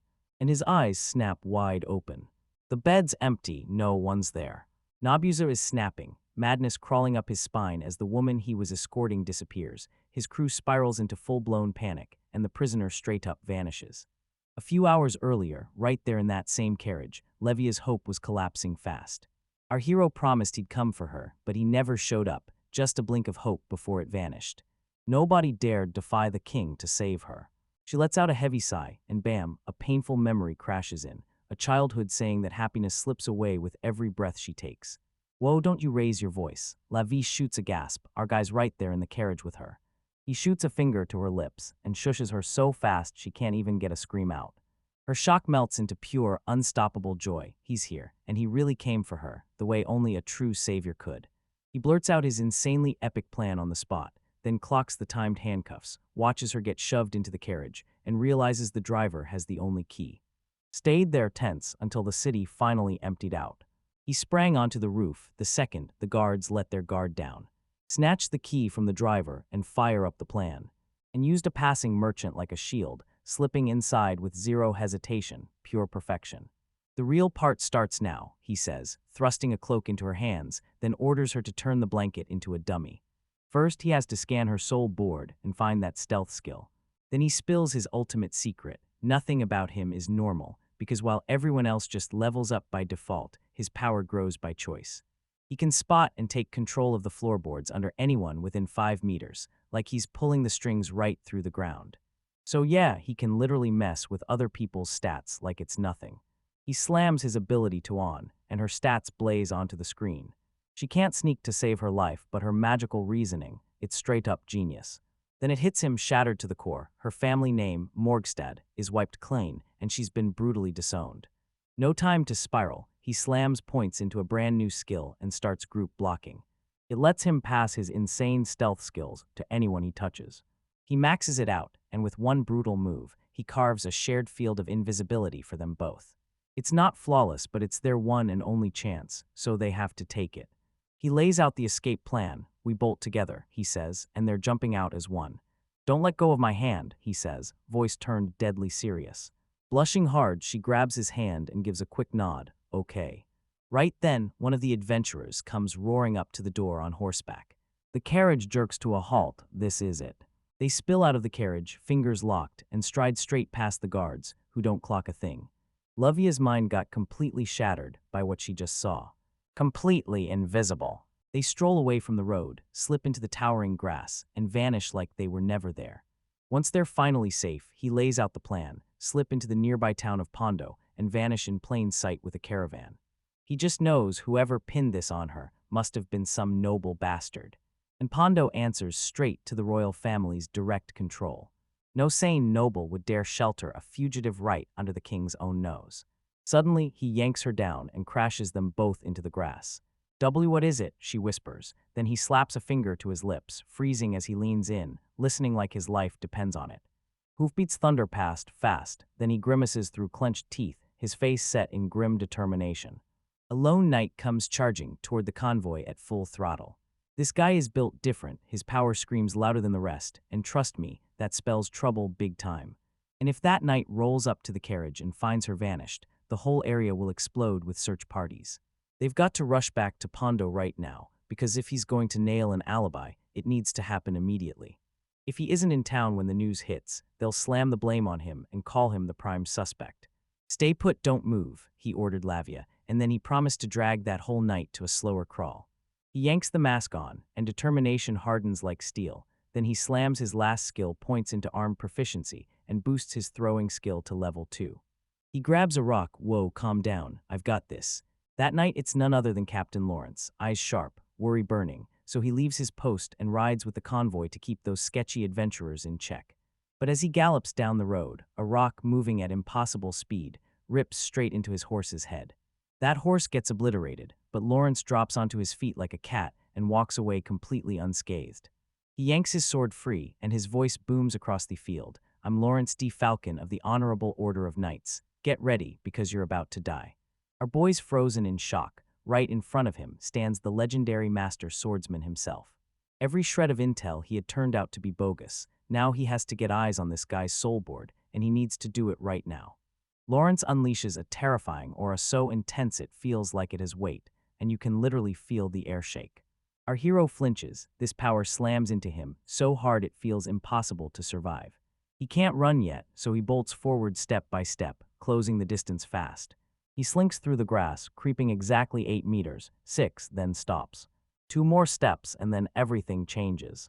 Suddenly, Lawrence's head whips toward me, and that terrifying glare lands like a punch. He's found me. "Can you hear me, or are you hiding, coward?" Lawrence roars back loud. But then our hero clocks it. This knight can't actually see him, and that hard-earned stealth is finally paying off.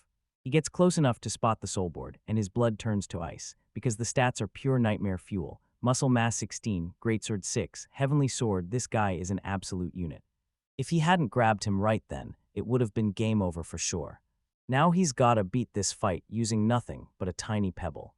Lawrence snaps his arm out and points straight at him. "So it's you, isn't it?" Then he whips his finger toward Lavia's hiding spot, 50 meters off. "Is Lavia with you?" How? His intuition skill is basically a cheat code. Panicked out of his mind, our boy clamps down and hammers another stone like it's the only thing keeping him alive. But Lawrence just smirks, flicks his wrist, and slices that tiny rock clean in half.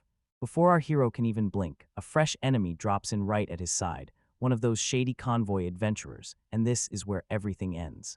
The adventurers hit the ground in a brutal attack slam, blasting up a massive explosion of dirt and grass. But when the dust finally clears, Lawrence stares on in pure disbelief, like his brain just froze. The punch clipped me, and I completely missed it. Just a few feet away, our hero stumbles with blood pouring from his arm, so close, dead if I didn't have that explosiveness. He glares at the captain, heaving breaths and spits, "You monster." Trapped, bleeding, and staring down 2 enemies way beyond his level, what on earth can he do now? Our boy is trapped in a corner, locked in a stare-down with the monster they call Lawrence. That last attack still sparks in his mind. If his explosiveness and skill hadn't been just right to dodge, he'd be dead right now. Shit, what now? He thinks, because this guy is an absolute nightmare. He clutches his bleeding arm and the pain lances through him. "Calm down," he whispers, forcing his head back into the game. First things first, he has to bury the evidence fast. He yanks a strip from his cloak, clenches his jaw, and tightens the makeshift bandage with his teeth while a grimace twists his face. In his head, he sketches the battlefield, Lawrence on the road, the meadow as his only shield. He plans to dash across and keep his distance, but even he knows that's barely a half-win, so what happens next? This dude Lawrence is on a whole different tier. He can slice a pebble out of the air like it's nothing. Lawrence is merciless. Our main man is totally thrown off, and going toe-to-toe would be pure suicide. He racked his brain. How on earth did he spot that pebble? It wasn't like Lawrence had any clue where he was hiding. Then the horror hits like a lightning bolt. He didn't notice a pebble at all. It was the pebble that slipped away from him. Lawrence's stealth move only works for a short stretch, so the instant the pebble he tossed popped out of that hidden bubble, he must have felt the shift in the air and snapped into action on raw, unfiltered instinct. What a brutal beast. Then he realizes he's up against a guy with superhuman senses, so he bites down on fear and takes the only escape left, a brutal, dangerous gamble, and just as he commits, the grass rips up under him. It's Lavia. He yanks her into his grip, and through a razor-sharp whisper he demands, "Why did you come?" Her face drains of color with pure terror. "We have to run, Hikaru." She blurts, voice shaking like it's about to snap. "It's fine if we never return to that town. That man is way too dangerous." That's when she spots it, his arms slick with blood. She gasps, but he slashes through her words. "Listen," his voice shaking with urgency because the bleeding just won't stop. He drops the brutal truth. Returning to town is basically a death sentence. Lawrence is going to realize she's missing, and the guards will come hunting, and there's no way he can get treatment without waving a million red flags in the air. And leaving her alone, no way, in a monster-filled forest while he's down for the count. That's a death sentence, not a choice. His eyes harden with pure resolve. He knows this is way too dangerous. He clocks the crushing anxiety in her eyes, but he also sees the fierce determination burning there, because she's fighting to stay strong for him. He grabs her hand with a rock-solid grip, and he knows exactly what he has to do next. "I'm not turning back without you," he snaps, his voice cutting through the air, and then we lock in the plan and crush Lawrence. He locks eyes with her like a challenge, straight at both of you, and no one looks away. She froze in shock, and then I blurted, "Me too." He doesn't mince words. Both choices are a straight-up death trap, but he'd rather gamble on seizing the future and risk failing than sit back and wait for everything to end. "Will you help me?" he asks, and before he can even blink, her eyes flare with pure, burning resolve. "I will. After everything you've done for me, risking myself is the least I can do." Meanwhile, Lawrence prowls along the field's border, senses screaming at every step. He knows you're out there, sure, you can hide, but you'll never get away. He growls low, like a warning, because these aren't just some run-of-the-mill thugs. He sprints after their trail, but the clues fight each other, clumsy, amateur footprints on the ground, while their vanishing act is pure pro-level. He scans the road again and again, no sign of them crossing. So yeah, they're still out there, tangled in the grass. He spots the faintest twitch out of the corner of his eye, then shrugs it off like it's nothing more than some animal. What grinds his gears is this: his attacker hasn't made a move beyond what they already did. He lets out a defeated sigh, then grits his teeth. They got away, but he's done wasting time on them. He casually yeets a pebble and pings it right off his dead horse's head like it's the funniest thing in the world. But then he freezes in his tracks. A terrifying, menacing pressure crashes in behind him. He whips around, snapping his attention back in an instant. To see this ridiculously massive magic circle blazing to life on the ground, crackling with power, pure top-tier magic that would make a royal wizard break a sweat. He spots two hands jutting out of the grass, then he rockets forward, ready to smash them before the spell even finishes waking up. But it's a trap. His sword cuts down a decoy, and from the dark our boy explodes into view with a blade already pinned to his throat, a flawless counter. Lawrence jolts with a cold shiver. He finally gets it. He's been trolled. He's utterly stunned, like his brain can't even process what he just saw. "Why you listen up?" Our main man coolly says, "If you don't want to bleed out, don't you dare move." With a brutal slash across Lawrence's neck, he swings around to leave. "Yeah, a normal person would have dropped dead, but I know you'll survive." Lawrence is choking on air, clutching his throat, and he demands to know who you are. Our hero snaps a look over his shoulder, flashing a shady grin, then he leans in and says, "I'm Silver Face." Lawrence crumples to his knees as the mysterious figure strides away, vanishing into the distance. That name won't leave him, Silver Face. It just keeps crashing through his thoughts. He jolts with icy dread. He's been spared, and one slip of fate means that spell would have vaporized him. Damn it, rage boils in his veins. Before long, the two of them are finally holed up inside a merchant's wagon, and the wheels start grinding as they roll straight through the town gate. They made it finally safe. They slump against the cargo and can breathe again. Lavia zeroes in on his wound, and he brushes it off. telling her he's totally fine now. Turns out those merchants had healing potions, magic juice that didn't just stop the bleeding, it snapped the broken muscle back into place. It'll take a few hours to fully heal, but seriously, this is a modern magic miracle. Right then, soft clank, the magic feeding Lavia's handcuffs breaks and they slam to the floor. Looks like the universe finally flipped the odds in their favor. They hunt down an inn for the night and crash there before the trouble catches up. Our boy tells Lavia he's gotta slip out for a bit to tie up a few loose ends, then leaves her to rest. He sprinted toward his next stop, the Adventurers Guild. He barrels straight into the friendly receptionist, right on cue, because this is all part of his carefully planned alibi. She clocked how pale he looked, but he shrugged it off like it was nothing, just another rough night. Once he's sure there aren't any good quests for him, he thanks her with a quick nod and storms out.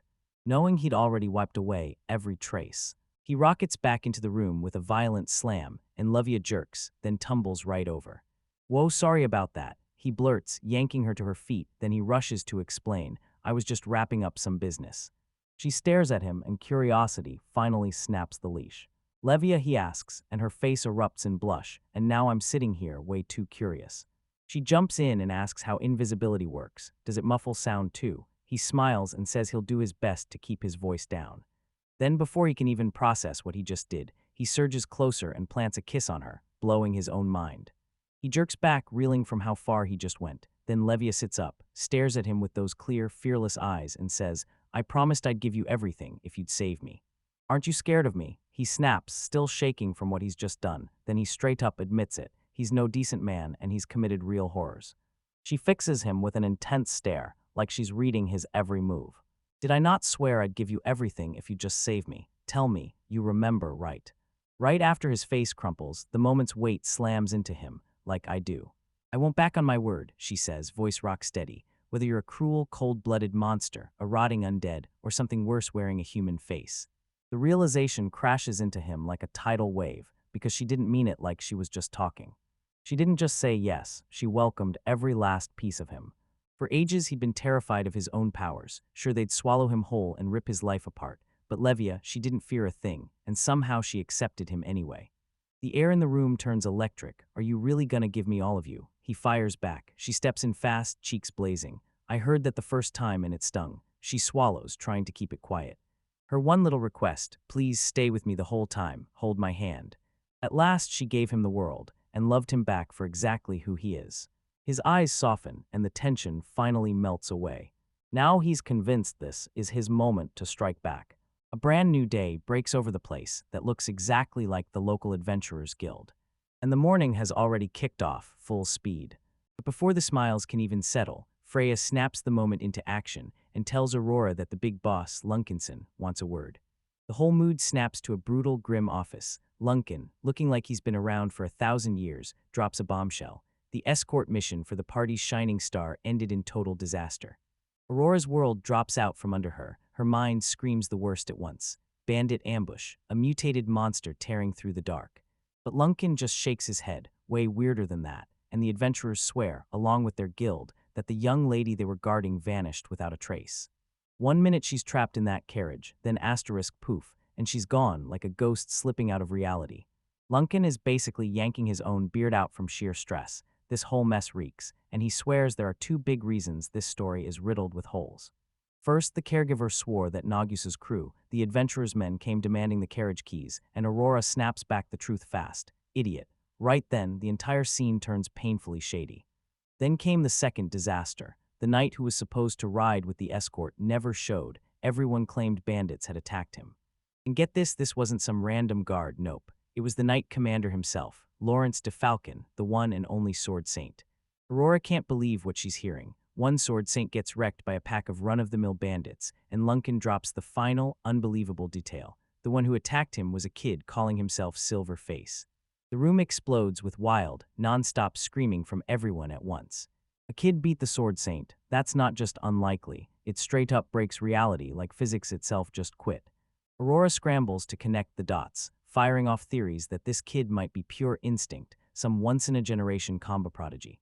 But Lunkin has nothing else to give, so now they're stuck with two wildly separate, utterly insane incidents.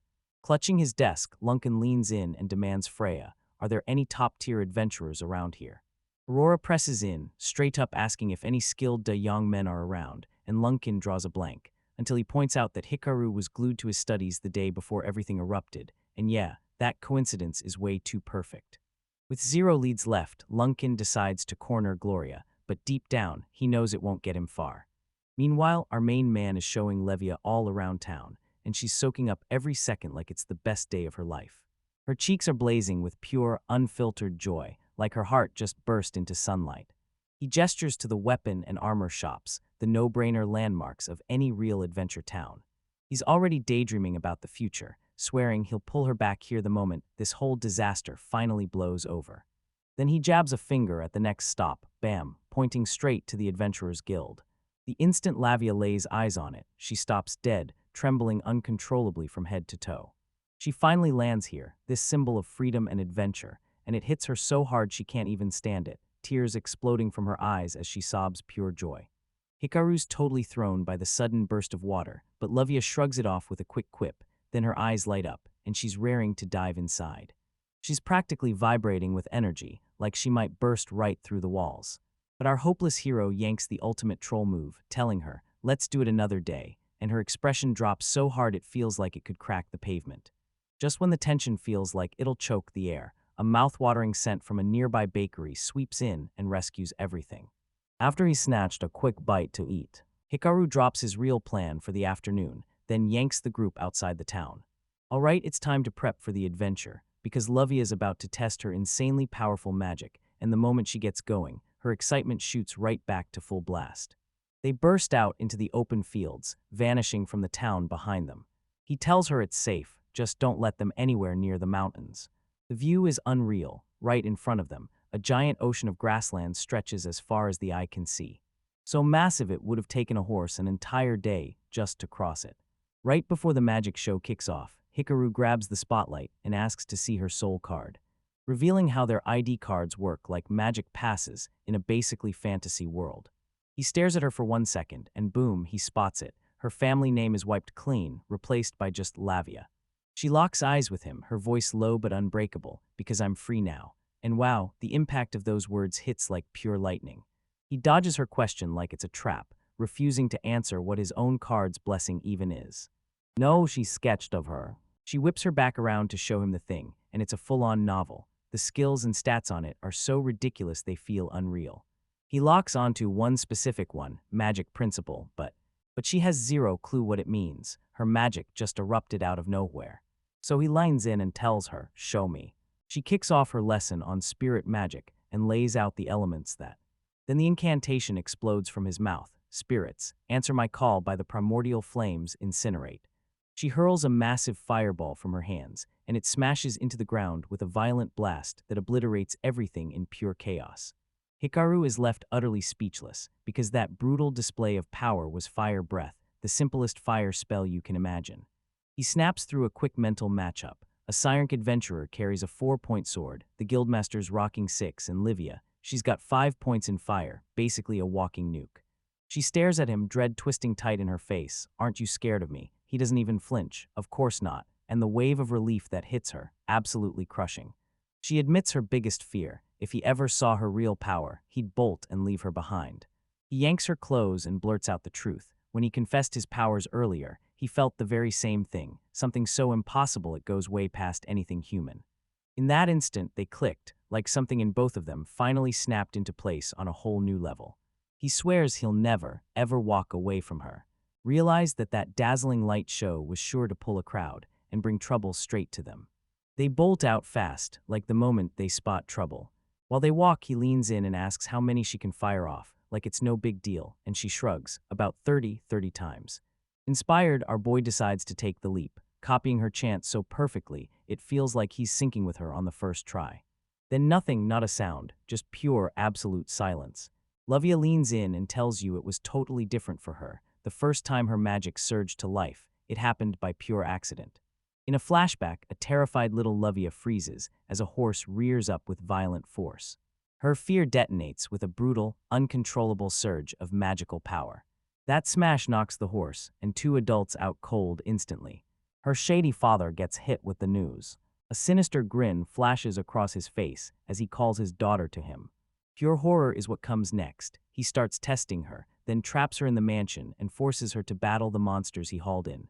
The experiments confirm it. This girl's fire magic is unreal, and she instantly turns a training dummy into pure ash. Her father is over the moon, not just because he's proud, but because he finally found a perfect use for her. From that day on, she became a prisoner, trapped inside the mansion, cut off from the outside world, and forbidden to ever step beyond its doors. Right in the present, she blurts everything to Hikaru, the ugly, rotten truth. Her father and the king were plotting to turn her into a living weapon for the war about to ignite. Hikaru's face contorts with fury, so cruel, but Lavia doesn't flinch. She stands resolute, staring down the past like it's already over. He lines in and thanks her for trusting him with her painful story. That scholar instinct snaps back, and he zeroes in to dissect her magic piece by piece. She tells him her fire breath is pure power, capable of turning the sky into flames. She can't change how much energy it burns, she only controls where it shows up and where it blasts off to. He figures it out, those 5 points of fire inside her are the reason her fireballs hit like absolute monsters compared to everyone else. Then he pushes, straight up asking if she can reshape it or smash it down smaller, ideas that have never even crossed her mind. They decide to try it later, because right now, risking another massive explosion is the last thing they can afford. She taunts him and dubs him a scholar, like she's already sure he's too smart for his own good. And he fires off another question. Has she always been this powerful? She snaps her head no, saying her magic has been growing with time, even when she wasn't practicing. Hikaru clicks everything into place, and the moment her soul rank jumps, points get automatically dumped straight into her fire and magic power stats. She admits she never did anything extraordinary to make it happen.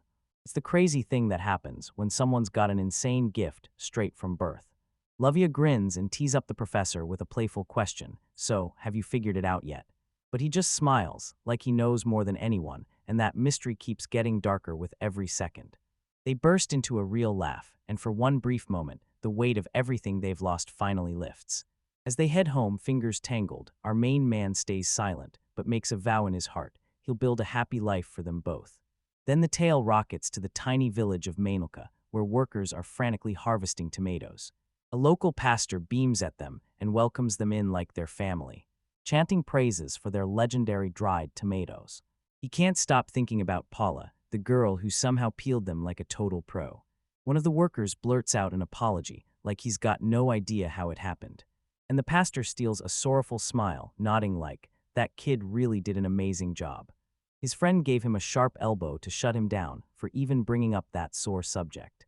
The pastor slams his hands together, cheers echoing as he declares it over. Suddenly, the ground starts violently trembling like it's about to split in two. It's not an earthquake at all. One of the men suddenly feels that ice-cold dread sink into his bones. The mountains loom under a pitch-dark sky, and the air feels like trouble is about to strike. Something truly terrible is coming. Back in town, our hero is hustling at a shop, hawking monster parts like he's got a secret edge no one else knows about.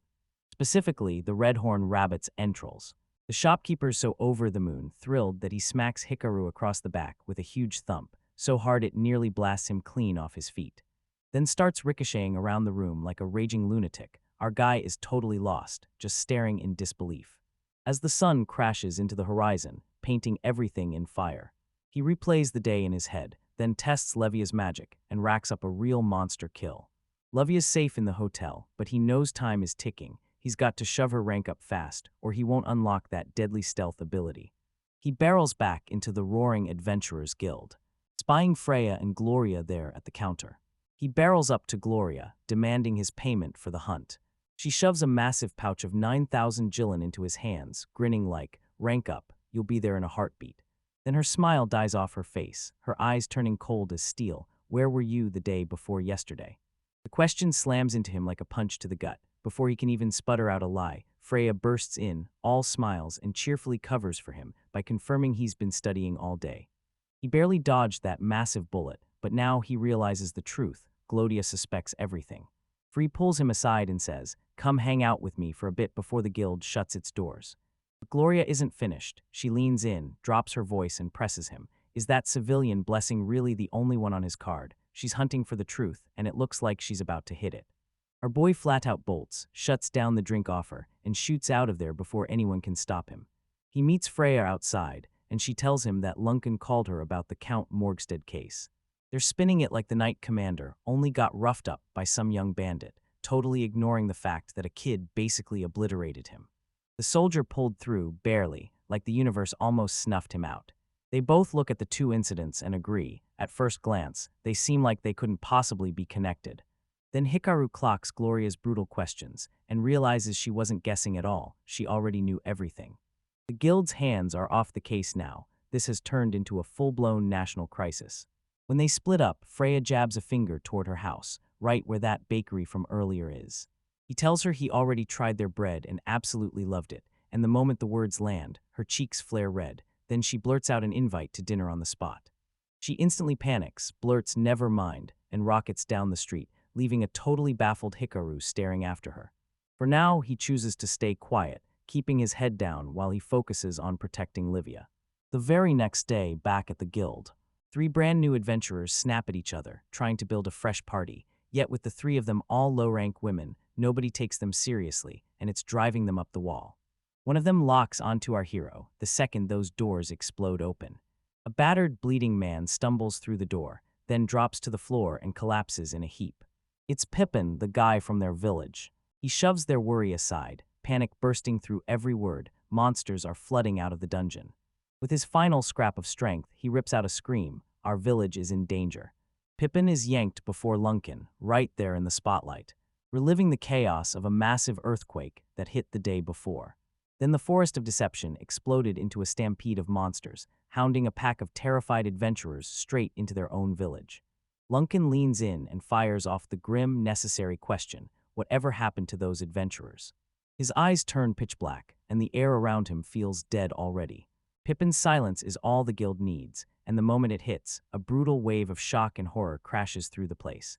Things are getting desperate fast. The monsters are crawling out of the dungeon's mid-level depths. Lunken leans in and tells you the Forest of Deception isn't real at all. It's a man-made dungeon built by a dungeon master. A wild 5-tier labyrinth, built from roots and twisted trees, snaring you at every turn. Aurora digs through her records. The middle floors are packed with a brutal lineup of creatures that won't hesitate to tear you apart. And yeah, sometimes even those pesky C-rank monsters, like wyverns, crash the party. Even though it's rare, a monster outbreak like that has happened before, just not often. Dungeons run on their own power. When the master drinks in life, it fuels the dungeon and churns out even more monsters. As everything spirals out of control, Lunken slams down the decision: we'll lock in our plan by tomorrow.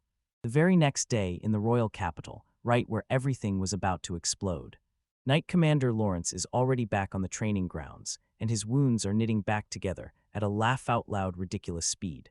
Princess Cugistoria suddenly shows up to pay him a visit, who dismisses her guards without a second thought, trusting the kingdom's finest swordsman with everything she's got. She bursts in with grim news that could change everything. Her father, the king, drops a shocking bombshell. He's done with the dungeon overflow, and he's decided to abandon it. He swears the monster supply will eventually dry up. When Lawrence notices a village nearby, the princess snaps back that the king's only move is to evacuate. Lawrence's eyes cut into a tight stare. Something here feels horribly wrong. The king is flat out refusing to send the army and slamming the door on high-ranked adventurers because he's not holding back anymore. He wants to march straight into war with the neighboring empire. The princess is rattled to her core by everything her father has done lately. From being totally consumed by Count Morgstead's daughter, he spiraled into abandoning his own people. They stare out at the capital, hearts pounding, wondering if this road is finally going to light the way to a brighter future. Back at the guild, Lunken slams a royal decree onto his desk and spits out a vicious curse for the pig-headed king. What needs to get done? He storms downstairs to meet Pippin and the others, who are already waiting. Then he drops the devastating truth: no reinforcements are coming. And to make it worse, the guild can't send a single soul ranked C or above, so the only thing they can do is escort civilians to safety. Paya, one of Anilka's rookies, snaps. "Are you really going to abandon us?" She screams, voice breaking as rage and despair crash through her, because they can't just walk away from their homes, their fields, and everything they fought to build. She demands answers, furious that the army refuses to lift a finger. And when Lunken can't spit out an answer, she charges at him, yelling, "You bastard," before her words cut off. She declares that if nobody else steps up, she'll grab the fight with both hands and take on the monsters herself. Aurora pleads with her, "Come on, they're only G ranks. This is a suicide mission." Papaya won't budge. She's done with the dungeon, and she's set on defending her home with everything she's got. She whirls toward her friends, and before anyone can even think twice, they all nod and swear they'll stand with her. As they push for the exit, Aurora begs them to stop. "Right now, please." But then Gloria flexes, hard. She orders Lunkin to back off and drops the bomb that she's already 2 moves ahead, using a loophole to create special subjugation and escort requests that even lower-ranked adventurers are allowed to take. The money's so tight that only a few brave adventurers even get the chance to step into the unknown. But she's already firing off a desperate plea to the royal capital for help. The official request gets posted right out in the open, and Lunkin throws the call out, "Does anyone from this guild step up and volunteer?" Meanwhile, in the heart of the royal capital, the guild was buzzing. Adventurers are fuming because the Forest of Deception has 0 quests to keep them busy. Right then, bam, the door swings open, and a legendary party barges in like they never left because they're back. The 4 Eastern Stars, 4 legends burning in the east, ready to change everything. The whole guild is buzzing like crazy because they just showed up. The receptionist lays out the details. The halls are packed with monster overflow, and a royal decree slams down, stopping the high rankers from being deployed. Since nobody has made an official request, it looks like they're stuck with their hands tied. But their leader, Solus, just smiles. There's a sharp, defiant glint blazing in her eyes. "So the kingdom's trying to shut us down, yet I don't remember sending orders to hold back, do I? That's an absolute savage." Lufal found. She snaps her head toward her crew. "All right, are we heading out?" Their destination is staring them right in the face. The 4 Eastern Stars hit the road and won't stop moving. Our boy and Lavia are doing a quick status check, and my girl's soul rank just exploded from 6 to 8. He's already calling it. She'll hit rank 11 by tomorrow, easy. But instead of dumping her loot at the guild, Lavia's out there focused, harvesting some super specific herbs. They're not headed to the Adventurers Guild, nope. They're slipping down a dark, torchlit hallway towards something far more exclusive and way more dangerous. Inside, there's Kelbeck, scarred, cold, and the kind of guy who dares you to test him, lounging in his chair. And as soon as you step in, he goes straight for the jugular, demanding to know what shady business you're really here for. Our main man, totally unbothered, tells us he heard black moon grass can actually help with kidney disease. He picked that tip up from a friend. But then boom, he hits everyone with a bombshell, his voice low and steady, because that friend, he's already gone. Kelbeck tries to bait him, claiming our lone wolf hero has no friends, but the guy snaps back so fast it shuts the trolling down cold. "None of your business. Savage." The vibe flips instantly. Kelbeck leans in and fires off. "Did that actor I loaned you actually do the job?" And we finally learn what that job was, snatching a certain count's daughter right out of her carriage and vanishing without a single trace.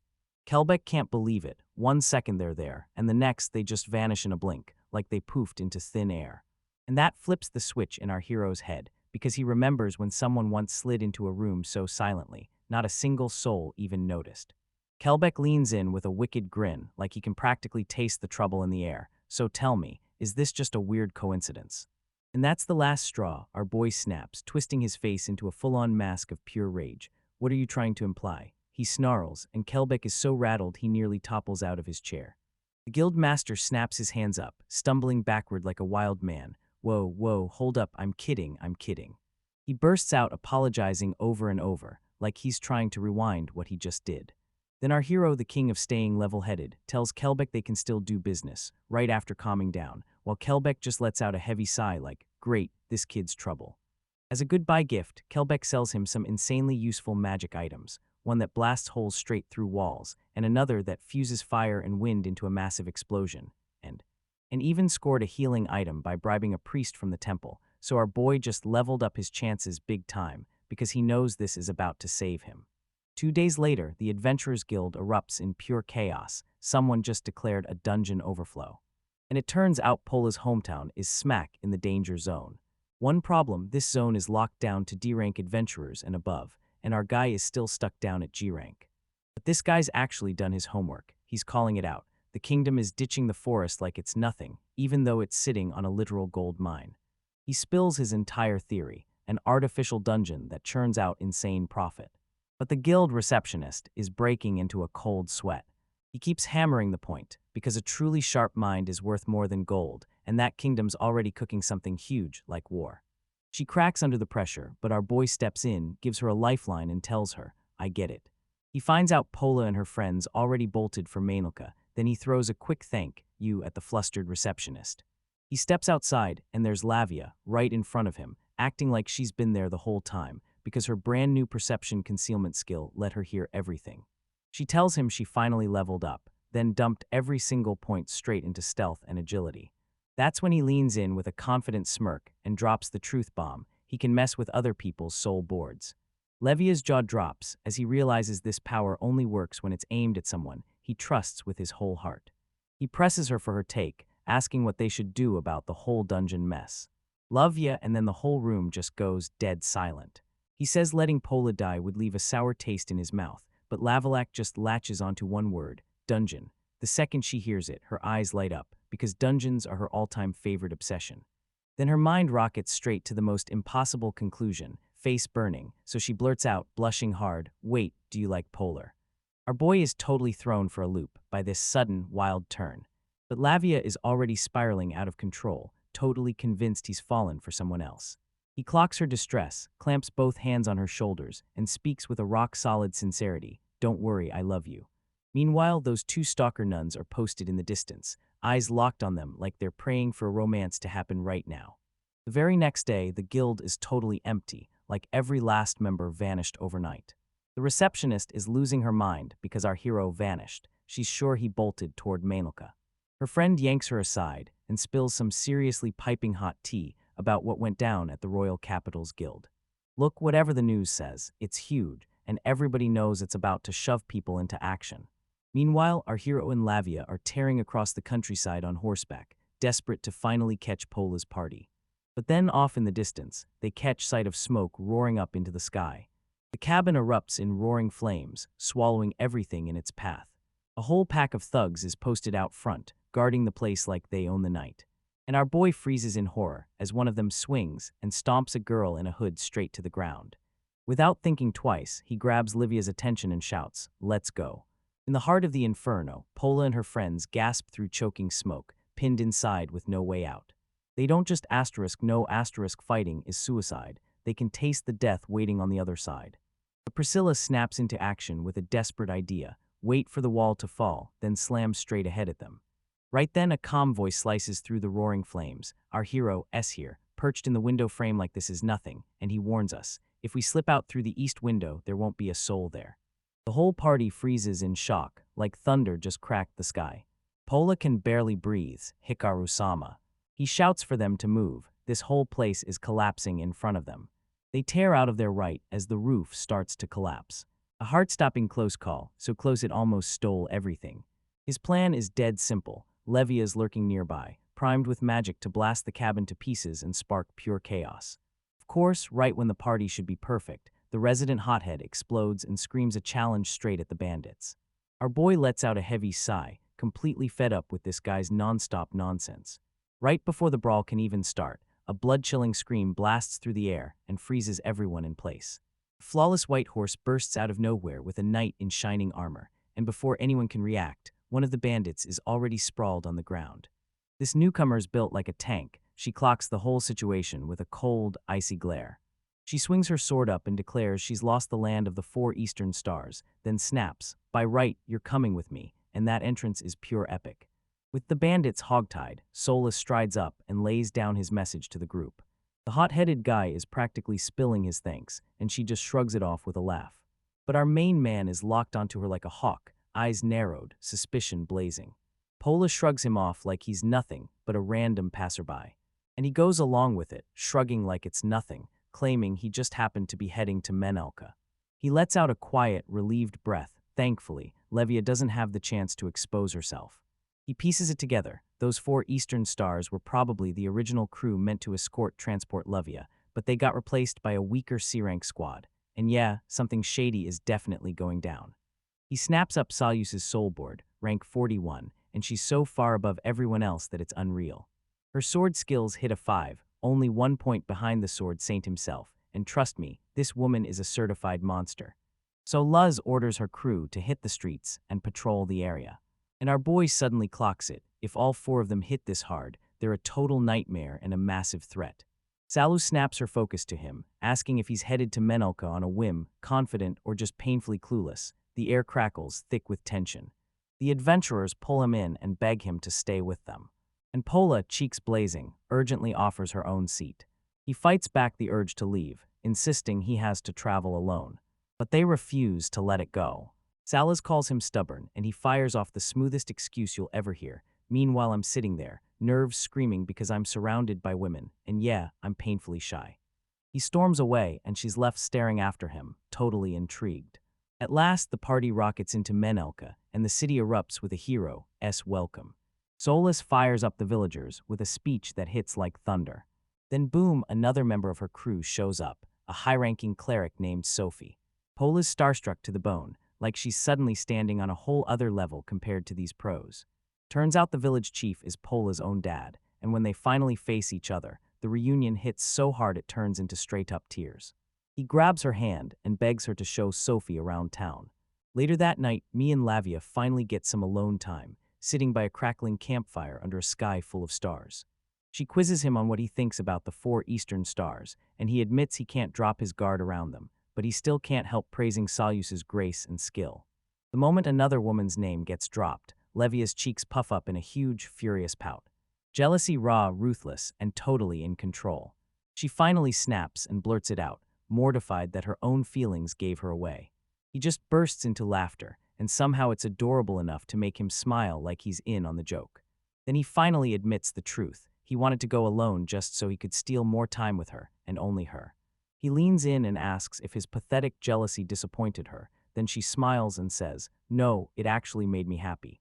He breaks into this warm smile, and honestly, seeing it on your asterisk face makes me even happier. They steal a quiet, tender moment together, like the whole world suddenly goes silent. Next morning, the adventurers head straight to meet the village chief, while the entire town crowds outside, yelling, "What's the plan? Tell us now." Our hero and Lavia cook up a recon plan, slipping through the crowd like ghosts to eavesdrop on every word.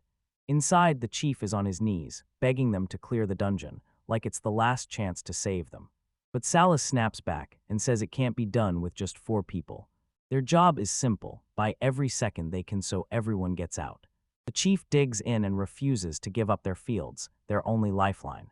And boom, Sala, one of the adventurers, suddenly stops and senses it. Someone's eavesdropping. She darts down the hall, but it's totally empty. That's because our boy and Lavia are clinging to the ceiling, using pure stealth magic. Any closer and we would have been caught. He whips open her stats, and holy hell, she's got a laughably high 5 points in instinct. Then out of the room across the hall, someone's voice suddenly cuts through the air. It's that quiet, hooded girl, Sirica. Salus cracks the door open and freezes. The room's empty, the window yanked wide, and she instantly knows the eavesdropper bolted. Outside, Sirica corners our hero and demands, "So, are you satisfied?" And Lavia can finally breathe easy, because they didn't get caught. But our hero's face is grim, like he just cracked the puzzle, and the hooded girl's name is Sirica Tano. Lavia clicks everything into place, the odd name, the jet black hair, and suddenly, the terrifying truth feels like it's right there, waiting. Could it be? His gaze tightens to a razor point, and a deadly seriousness locks onto his face. Yeah. He yanks out her soul board, and with one last piece falling perfectly in, everything clicks into place. No doubt she's from another world, and the moment hits him like a sledgehammer, crushing his spirit, just like it did to me. Our boy and Lavia steal a quiet moment, but the vibe is anything but calm. He leans in and asks if this new face is another worlder like him, and Lavia confirms it, straight up. Her name's Sirica Tenu, just another Japan transplant dropped into this world. But listen, her soulboard level is a straight-up unhinged 104. Meanwhile, veteran adventurers are stuck at 41, so yeah, something fishy is definitely going on with that number. Our main man can't stop thinking, does she know about what happened to him? Maybe he should slide into her DMs and reach out. But Lavia, steady, smart, and totally unshaken, slides his hand into hers and calmly reminds him that reckless risks only lead to disaster, because they're in this together. Her expression melts, a shy blush spreading across her cheeks as she whispers, "I've got you." With everything locked in, our hero flashes that razor-focused look in his eyes, because now he's got one clear target and he's going for it. The 4 eastern stars aren't risking a thing. They're laying low, ready to defend the village and hauling the civilians out before the chaos hits. But our guy's not built for that defensive life. Lavia clocks his vibe the second it hits the air. He drops the bombshell. This isn't just defense. They're going to wipe out the dungeon master. This dungeon sits inside the infamous Forest of Deception, where monsters swarm like they've got the whole place on lockdown. Lavia can read this lunatic's mind like it's screaming right in front of her. With the most chill, confident grin on his face, he drops the bomb. I'm charging in alone. Lavia snaps into action, snatches him, and screams that it's way too dangerous. She throws a desperate plea at him, begging him to take her with him. But he calmly shoves her back, then lays it out. Her massive, all-over-the-place attacks don't belong here, because this mission demands stealth, not fireworks. He makes the deal because if there's even a 1% chance it could blow up, he'll back out instantly, no questions asked. Pinky promise. Her eyes flood with tears and her voice shakes as she tells him, if you don't come back, I'm going after you myself. A wave of raw emotion smashes into him. He yanks her into a bone-tight hug and whispers against her hair, don't worry, I'll come back, I promise. Once the plan clicks into place, he's got one mission, keeping Lavia safe, and he tracks Pola down at the local church. Right as a band of adventurers charges into town, he shoots Pola a look and shushes her fast, cutting off any chance she'll blurt out his arrival and blow his cover across the whole village. He proudly introduces Lavia as a new member of his party. Then he slams down a huge sack of coins, flashing it like a trophy, and offers to cover her food and even a place to stay for a few days. Pola is totally flustered. He refuses the money because he's already saved her life twice. But our guy stays cool, swearing it's nothing more than a donation to the church. Once the deal's locked in, he scoots closer and whispers that he's got one last little favor to ask. He needs them to keep Lavia's presence under wraps, because that girl is absolutely terrified of men. Lavia, poor thing, starts crying on the dot, and Paula just loses it, completely falling for the act as she vows to protect her. With Lavia safe and sound, our hero is raring to go.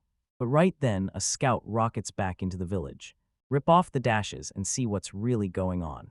The news hits like a punch. About 100 monsters in a massive horde are charging straight for them.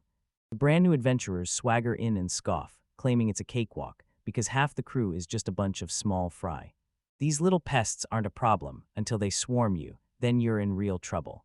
But the scout's not done yet. This whole horde is packed with deranged troublemakers, lesser basilisks, a trant, and even a lost man.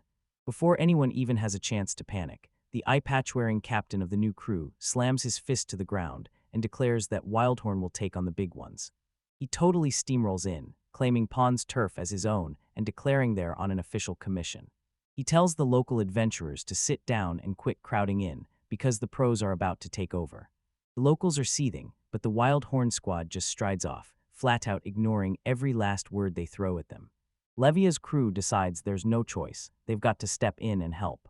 She orders Pola and Paya to race to the villagers and calm everyone down, as the others surge forward to join the fight. As they stroll along, Paya blurts out nonstop that men are awful. Pola instantly leaps in to back our hero up, but Paya won't let it slide. What's so great about someone so skinny and stringy? She scoffs. She starts getting seriously suspicious, grilling him on how he miraculously lived through the goblin attack and the burning cabin. She glares at his memory like it betrayed her, pure distrust in every sharp stare. The archer grips them and shoves them apart, barking a warning that a whole army of monsters is already on the march. They finally nodded in agreement, then launched a patrol to shield the village and rush everyone into safety. Meanwhile, Lavia is boiling with rage. She snaps at you with a growl, her face twisted into pure fury, and our hero just stays calm, tells her to chill out, and they tear off toward the forest. The fight's already started. Wildhorn's crew is shredding the fodder monsters like they're nothing. Their mage hurls a flame wall to trap the enemies in a deadly funnel and the leader lets out a maniacal cackle, taunting them as hopelessly weak, right on cue to turn it into fast cash.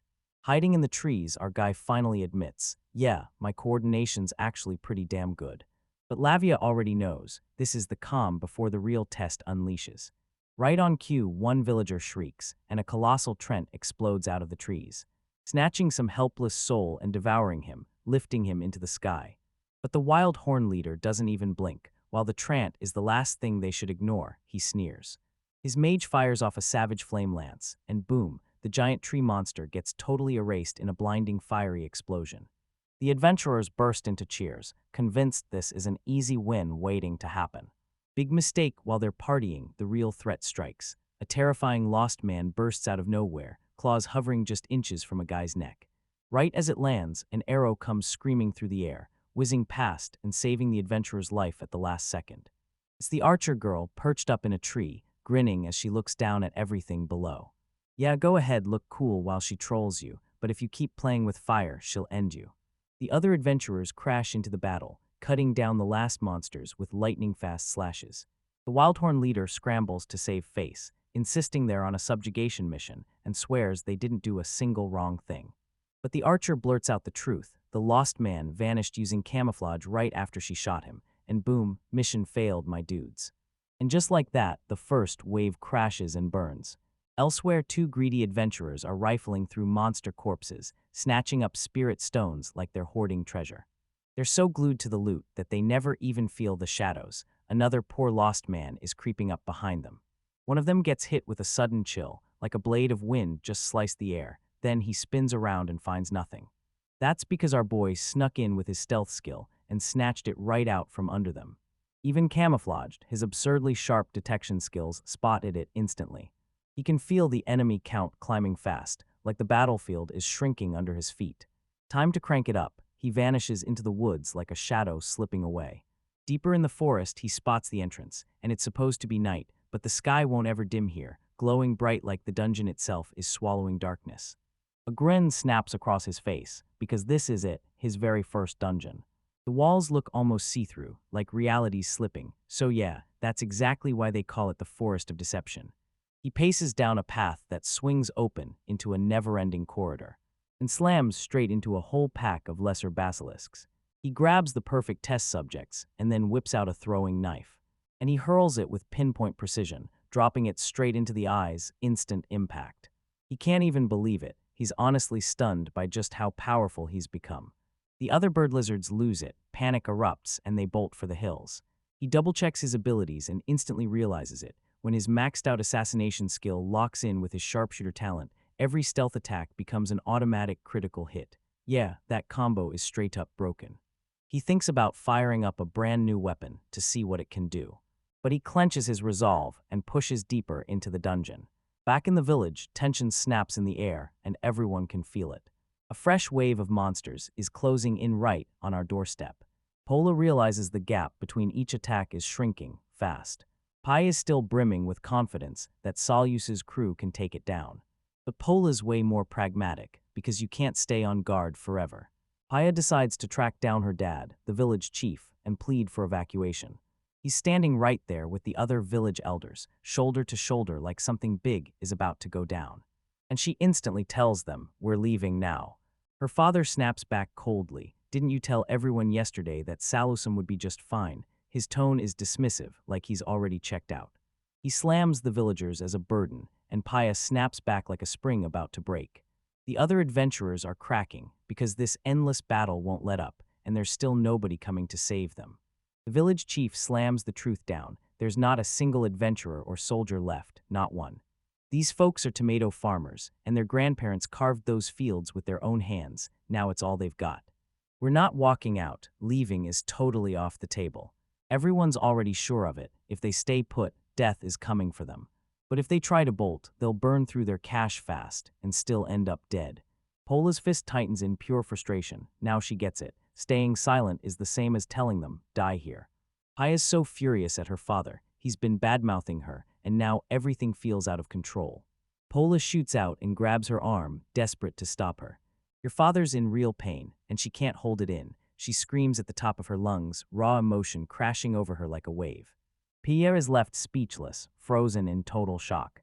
Pola snaps she can't take it anymore. Tears spill down her face as the crushing, impossible weight of everything finally lands on all of them. He blurts an apology, and then the polar bolts slam in like a storm. She flings herself onto her bed and sobs like her heart just got ripped open. She pushed the plan. Paya had to go talk to the chief. "I'm the worst," she sobs, shaking with helplessness like she can't do a single thing. A sharp knock slams the door like trouble just arrived.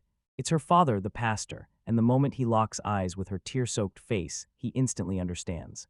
He finally owns up. Yeah, he was being selfish, because he was born in this village, and the truth is, he never wanted to leave. Then he clocks the shift in her and goes, "Did you meet someone special?" And Bala jolts hard, totally rattled, completely flustered at. Then, just like that, an image of our hero crashes into her thoughts. Her dad just beams, thrilled to finally watch her crack out of her shell. He gently guides her to the dining room before the soup goes cold. Meanwhile, inside the adventurer's tent, things are about to go down. The four eastern stars are wiped out, barely holding on after pulling an all-night vigil. They're staring at that massive, scorched stretch on the forest's east side, where nothing's left but ashes and not a single monster remains. The party's fire mage snaps that he had nothing to do with it. Curiosity hit like a spark, and the two of them sprinted out to investigate. Those scorch marks are proof. Spirit magic tore through here, ruthless and powerful, and yeah, definitely not a single shot. They stare at those huge ash piles and immediately figure one of them was a Trant. That kind of power screams D rank at minimum, and if they're pushing it, it could even be a B rank mage. The leader grins and pats her companion on the head, totally entertained by her sharp analysis. They finally spot it. The village is hiding a powerful ally right under their noses. Yeah, it has to be true, because if it wasn't, those monsters would have smashed through already and wiped the place out. But one question keeps clawing at my brain: why are they hiding it? From a safe distance, Lavia keeps her eyes locked on them, then a sharp, triumphant look crosses her face. They figured it out. She clocked the danger instantly. Someone had tightened the east and south flanks, and they were stretched thin. Her hand tightens over her heart, worry flooding her face as Hikaru's name echoes in her mind. She clings to his promise in her heart, silently praying he'll be all right. Deep in that dungeon, our hero is blazing through the darkness, racking up real progress. He spots a spotless staircase that looks untouched, and it pulls him deeper into the unknown. He laughs and says this dungeon is being way too friendly for comfort. But his sarcasm gets obliterated the second a massive shadow crawls out of the darkness. A freakin' lesser wyvern, C-rank trash, slams into view like a nightmare with wings. Man, this thing is absolutely massive. Yeah, despite that big name, this beast is absolutely not some easy win. Even the mightiest four eastern stars would struggle to keep up with this one. The wyvern slams and thrashes wildly, its head wobbling like it's completely thrown off course. And our hero smirks. Of course, it's falling right into his trap. As the beast crumples, he rockets onto its back and drives his blade straight into its weak spot, pure, perfect stealth assassination. He's totally bummed when he realizes his rank didn't move up an inch. He finally pieces it together. Those dungeon monsters are fakes, soulless pseudo-creatures meant to trick him into absorbing nothing at all. So yeah, no rank ups here, even after life-or-death fights.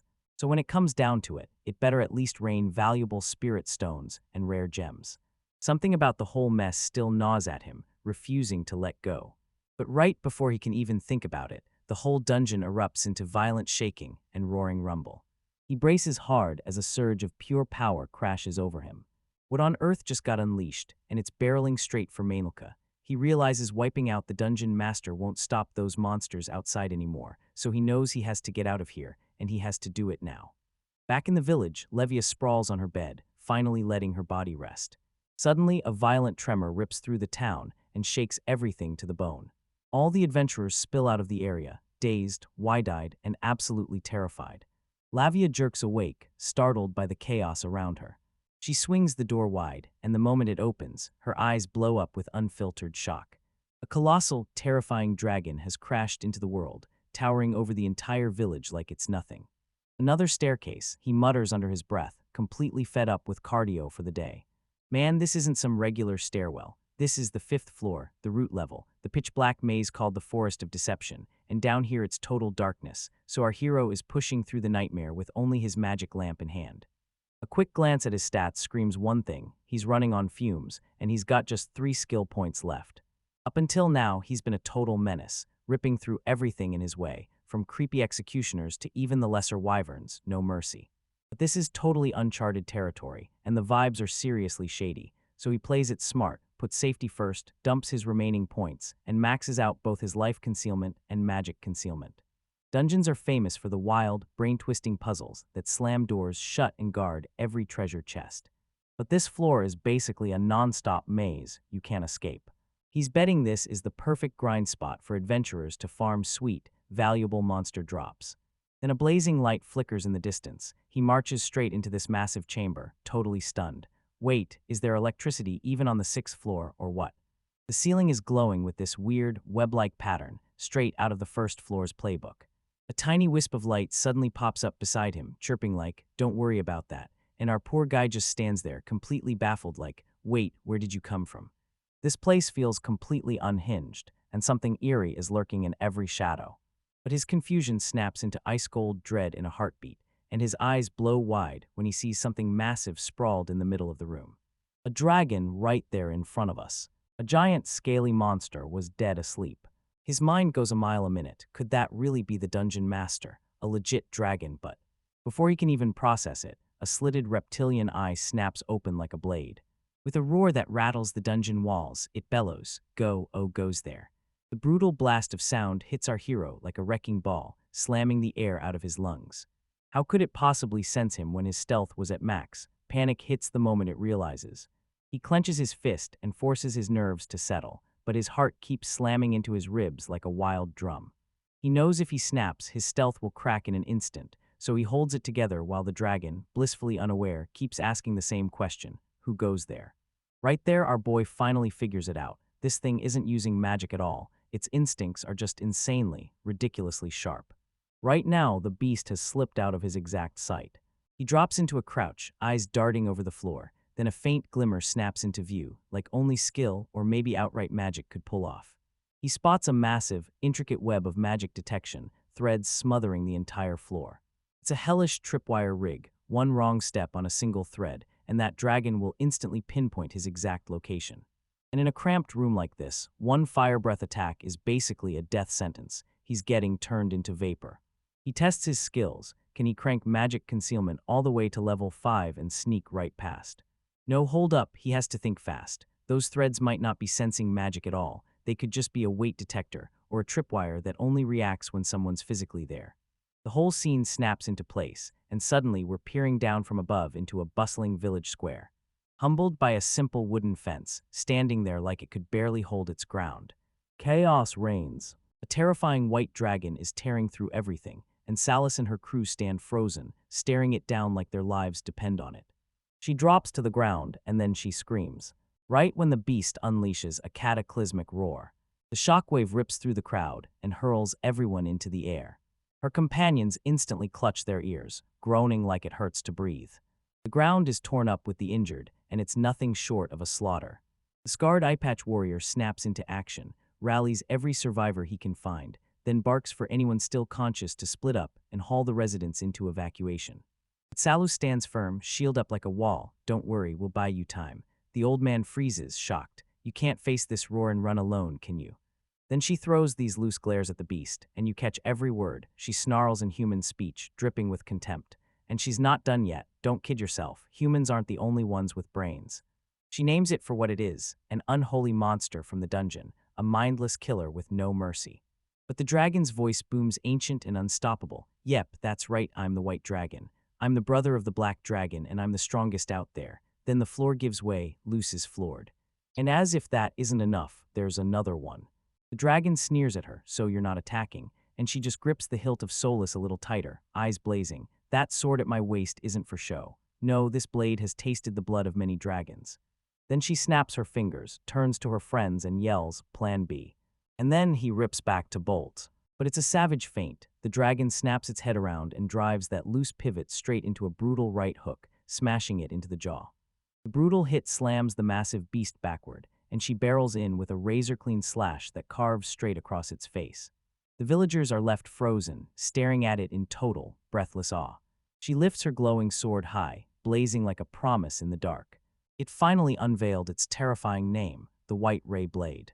The crowd murmurs in awe. There it is, Salis's legendary blade, the Sun Maiden herself. A legendary sword rumored to slice through asterisk anything the second magic courses into its blade. She's finally done holding back, and she's going all in. She sucked in a breath, and the feint finally kicked in. But she knows she can't beat him head-on, so she's going to stall, choke those flames down, and stay just out of reach. "What's wrong?" got hit with taunts. "I bet you'll spit that truth out again, even if you don't want to." The dragon doesn't even flinch. "I get it. Your mission is simple. Buy time." Then, with a cold, savage disregard, it totally ignores her like she doesn't matter.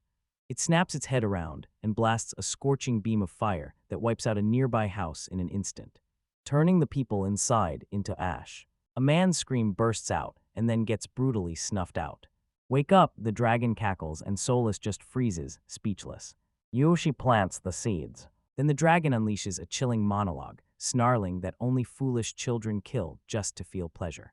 It spits, "My purpose is to kill humans." Then, right behind it, its shadowy master's form snaps into view. Now that its master shattered the dungeon shackles, it's finally unleashed, ready to carry out the one purpose it was made for. And it rips through the world again, unleashing another brutal wave of destruction. The village roared in flames, and the ground lay littered with lifeless bodies. Salus can only stare as her face hardens into a mask of pure, unfiltered rage. Her hand clamps down on her sword so hard her knuckles turn stark white. Forget long-range fighting, he's going in head first, because close combat is the only move left. The dragon snaps its focus back onto her, like it just remembered exactly who it wants next. She vows with blazing eyes that she'll make it understand there are humans here who could kill a titan. So you're really coming. The dragon sneers like it already knows you'll fail. Loose all those charges forward, then I'm coming for you. She slips under that brutal strike before it can clamp down. He slides under a tail swipe, and it slams into the ground, cracking the earth behind him, and slips right beneath the dragon's towering bulk. She slammed her shield up to stop those claws mid-swipe. She dodges every strike like a ghost, slipping through its attacks without a sound. He spots a perfect opening and snaps into action. With one last, desperate battle cry, she swings her blade and chops the dragon's entire arm clean off at the shoulder. The wind lasts about 2 seconds, her attack guts nearly all her magic, and she crumples down to one knee. That white ray blade hits hard, but the second the target gets tougher, it starts devouring more and more magic like it's hungry. She's hacked through rock and metal before, but she never saw those scales coming, because their hardness destroyed every expectation she had. The dragon, missing an arm, glares at her with absolute hatred. "You better know this, I'll never forgive you." She did it, now all eyes are locked on her, completely. Her friends are carrying out the real plan B, retreat, and it's about to get deadly. All she has to do is snag them a little more time. Meanwhile, the evacuees huddle on a hilltop, staring down like they can't look away. Paya finally finds her father, and he tells her with total certainty that she's safe now. But Paya won't hear of it. She's set on seeing a dragon slayer up close, and she's roasting her dad as a ridiculous idiot for running. She's a total solo fan maniac. She challenges the leader of the 4 Eastern Stars and dares him to take down a white dragon. Her friend Sarah tries to snap her back to reality, but instead she loses herself, so she retreats. But he refuses to back down. She decides, "I'm jumping in," and hurries to help before it's too late. Like the universe hit Q, everything spiraled, then a whole horde of monsters tore out of the woods. He can't believe the timing. "Seriously, come on." She groans, then swivels to her friend and he blurts, "I'll buy you time, now run." She snaps at everyone to hurry up, but then he glances back and sees her dad collapsed on the ground, crushed beyond words. "We're not running," he says coolly, then Paya snaps, "You heard what Sarah said, right?" But her father slams down the cold, hard truth. "Why do you think Solus's son is fighting for us in the first place? Because if we walk away and abandon this village, the only thing waiting is death. The villagers have made up their minds. If death comes, it's right here, no backing down." He grabs Paya by the heart and tells her to run, save herself first. But when he speaks, something sparks inside her, rage and resolve, so she clenches her fist. "I'm not walking away from anyone who's putting their life on the line for this village," she declares. She erupts in a scream at her father, yells at "You're a coward" and "Idiot," then rockets back toward the battlefield. She bolted out, leaving her stunned father in the dust behind her. Hala the nun watches her disappear, then murmurs that she's probably sobbing her heart out. The chief can't forget it. After every fight, Paya always pulled this exact move. His calm shatters, tears pour down his face as he pleads with Paula to grab Paya and run. He knows right now, Menalka is going to burn to ashes today. And pure terror grips him, because he fears he'll never get the chance to make things right with his daughter. Paula drops to her knees in front of the broken man. She snaps him back to the words Paya said that morning: "If they quit their fields, they'll die anyway because they're farmers and all they can grow is tomatoes. Their very identity is stitched to this land." But then she flips the whole script, because the place we all live isn't some mystery, it's Menalka itself. The villagers stare back, utterly baffled and stuck in confusion. "Wait, what do you mean by that?" the chief demands. "Menalka only calls herself Menalka because Dewey lives here," she declares, sh. She reminds them of their ancestors, people who hacked this village out of a savage forest with nothing but bare hands. No matter where we land, it's always Mainilka.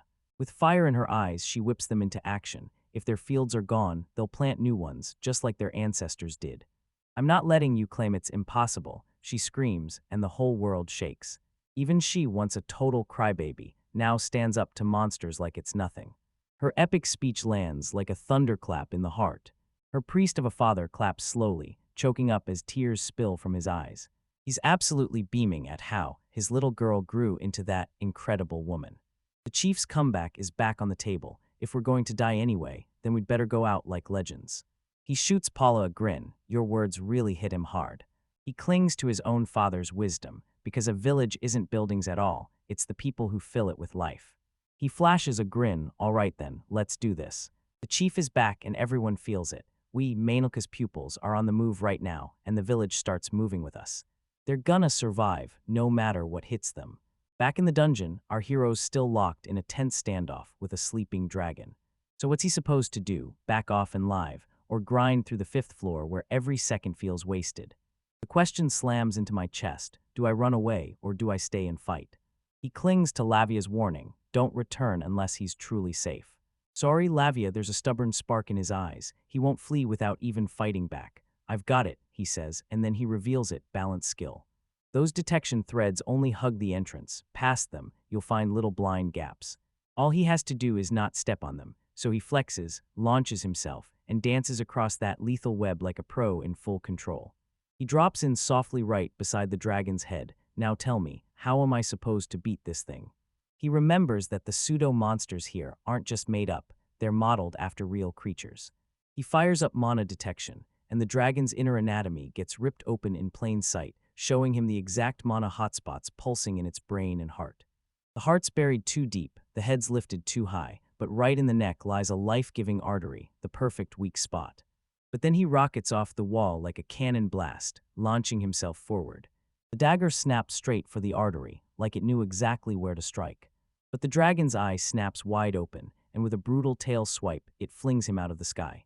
He crashes into the ground with a brutal slam. What did you do? The dragon roars like it's ready to tear the world apart. A brutal sound waved tears through him, shredding his eardrums. And suddenly, a colossal rush of magic surges through him.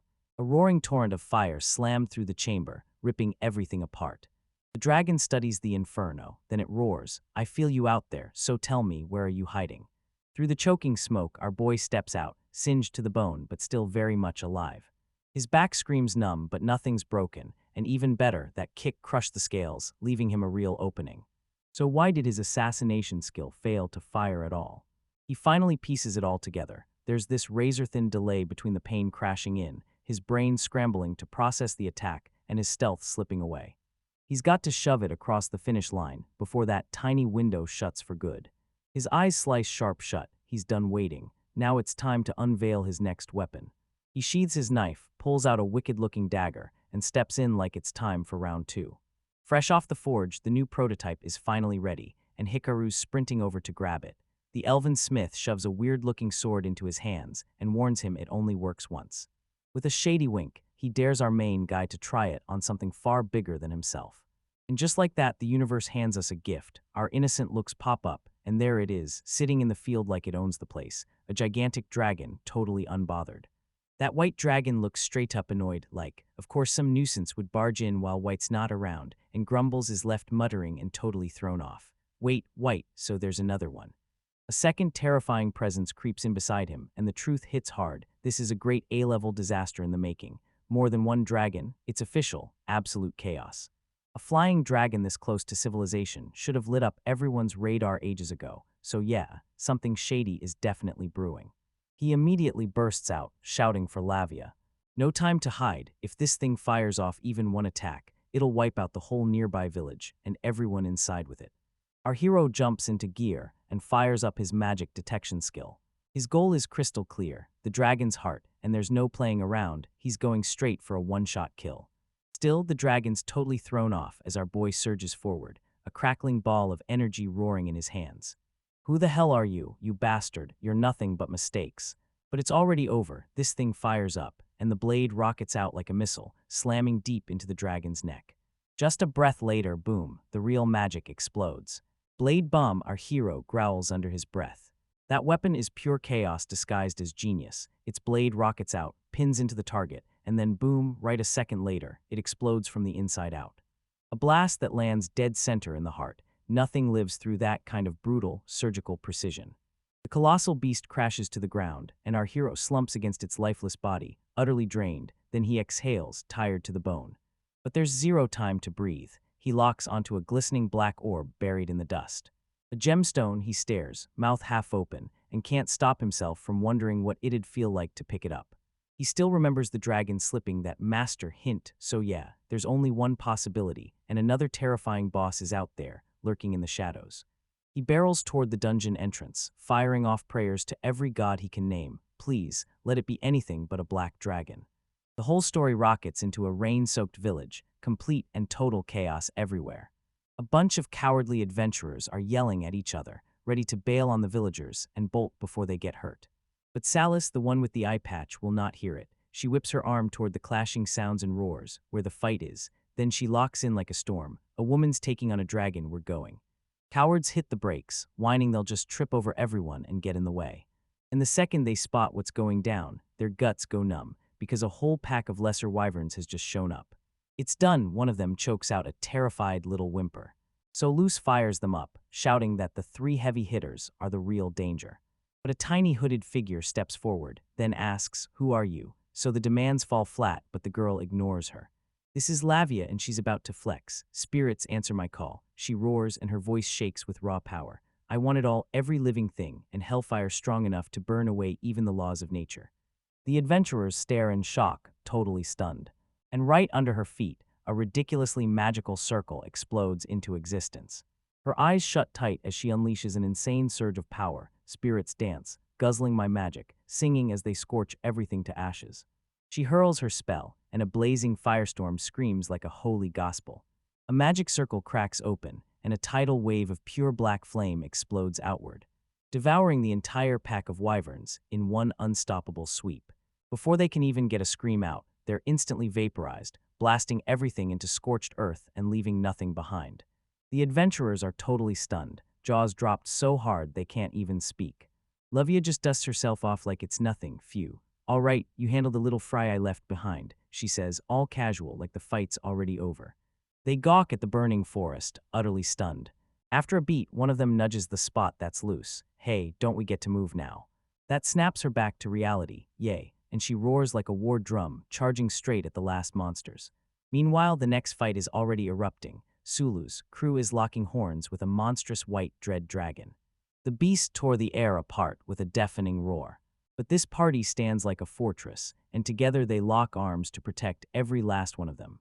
They just got the wounded townsfolk out safely, but the battle's stuck in a brutal deadlock.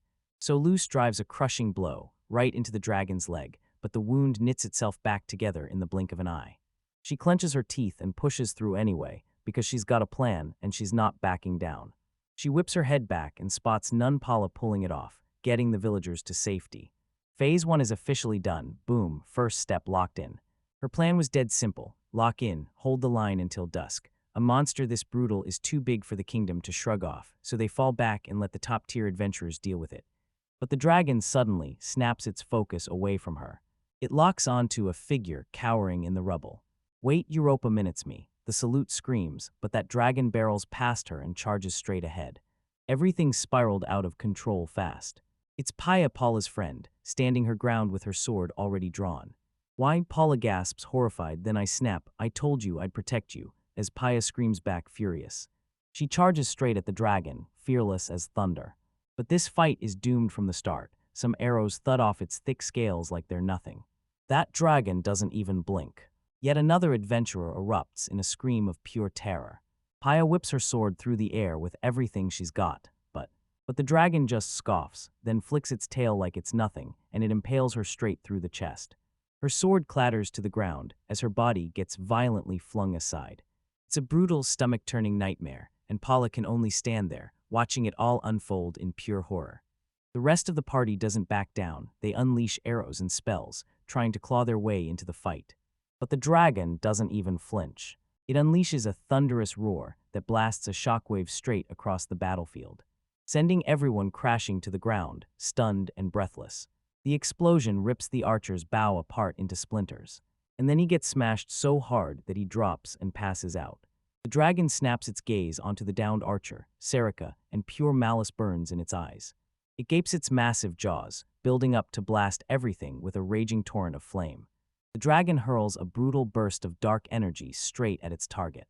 Right at the last second, a nerdy member lunges and tackles Serica to safety. "Get a grip on yourself," she screams. Paula races to Paya's side, but when she arrives, it's already too late. That wound is absolutely too severe. Paula sobs, it's okay," as she frantically tries to cast her recovery magic. The pie is fading fast. "Paula, run," she gasps, and as her words tumble out, Paula drops to her knees and starts praying, offering up her own body like a sacrifice just to force a miracle to happen. But her magic sputters, then dies on the spot. Dark miasma clings to her hands, and the horror hits. This isn't right, this can't be real. Paya keeps screaming at her to run, like she's seen this exact nightmare play out 100 times before. In a blazing flashback, it hits hard. Paya has always been the one risking everything, throwing herself in front of danger and protecting Paula again and again. And that's why today hits the same. Everything feels crushing, and Paula breaks down in full, shaky sobs. "You're my best friend," she thinks. Of course it's obvious. A towering dragon hangs over them, yet Paula doesn't even blink. She clings to Paya's body like her life depends on it, and her grief bursts out in a scream that'll rip your heart open. The dragon coils up, ready to unleash the final blow. Cold eyes locked onto their victims, like it was about to strike. But right when it's about to land the hit, a lone figure bursts out of the distance. It's Lavia. Her face is a mask of icy fury, and she starts chanting to set the heavens and earth back to pure form, vowing to burn everything down to ash. Just like that, dead on the floor, except it wasn't over, he snaps back to life and refuses to stay down. She's gripping the dragon's leg for dear life, laughing through a trembling, weak breath. The dragon stares down at you, utterly baffled. "So you thought your roar could wipe me out?" She bursts into a wicked cackle. "Like I'd ever let you slip away." She dumps every last ounce of her magical power into her sword, and the blade erupts in an intense, blinding glow. "I'll give it everything I've got," she shrieks and drives the blade deep into the dragon's leg. The dragon lets out a brutal shriek of agony, but Salis finally finishes the job. Then she crumples to the ground, buying them the exact time they needed. Flame Gospel and Lavia absolutely loses it, screaming again like it's the end of the world. Then another brutal wave of black fire crashes into the beast like a nightmare that won't quit. The blast hits like a hurricane, blasting everyone off their feet and sending them crashing through the air. A massive explosion detonates with terrifying force, rattling the village to its very foundations, which sends two adventurers crashing down, knocked out cold. Paula tilts her head up, praying with everything she's got that this nightmare is finally finished. But when the smoke finally thins out, dread claws into her stomach like something's about to go very, very wrong. A colossal claw tears up out of the crater, like something monstrous has just awakened. The dragon is still breathing, and it unleashes a defiant, unholy roar that dares the world to stop it.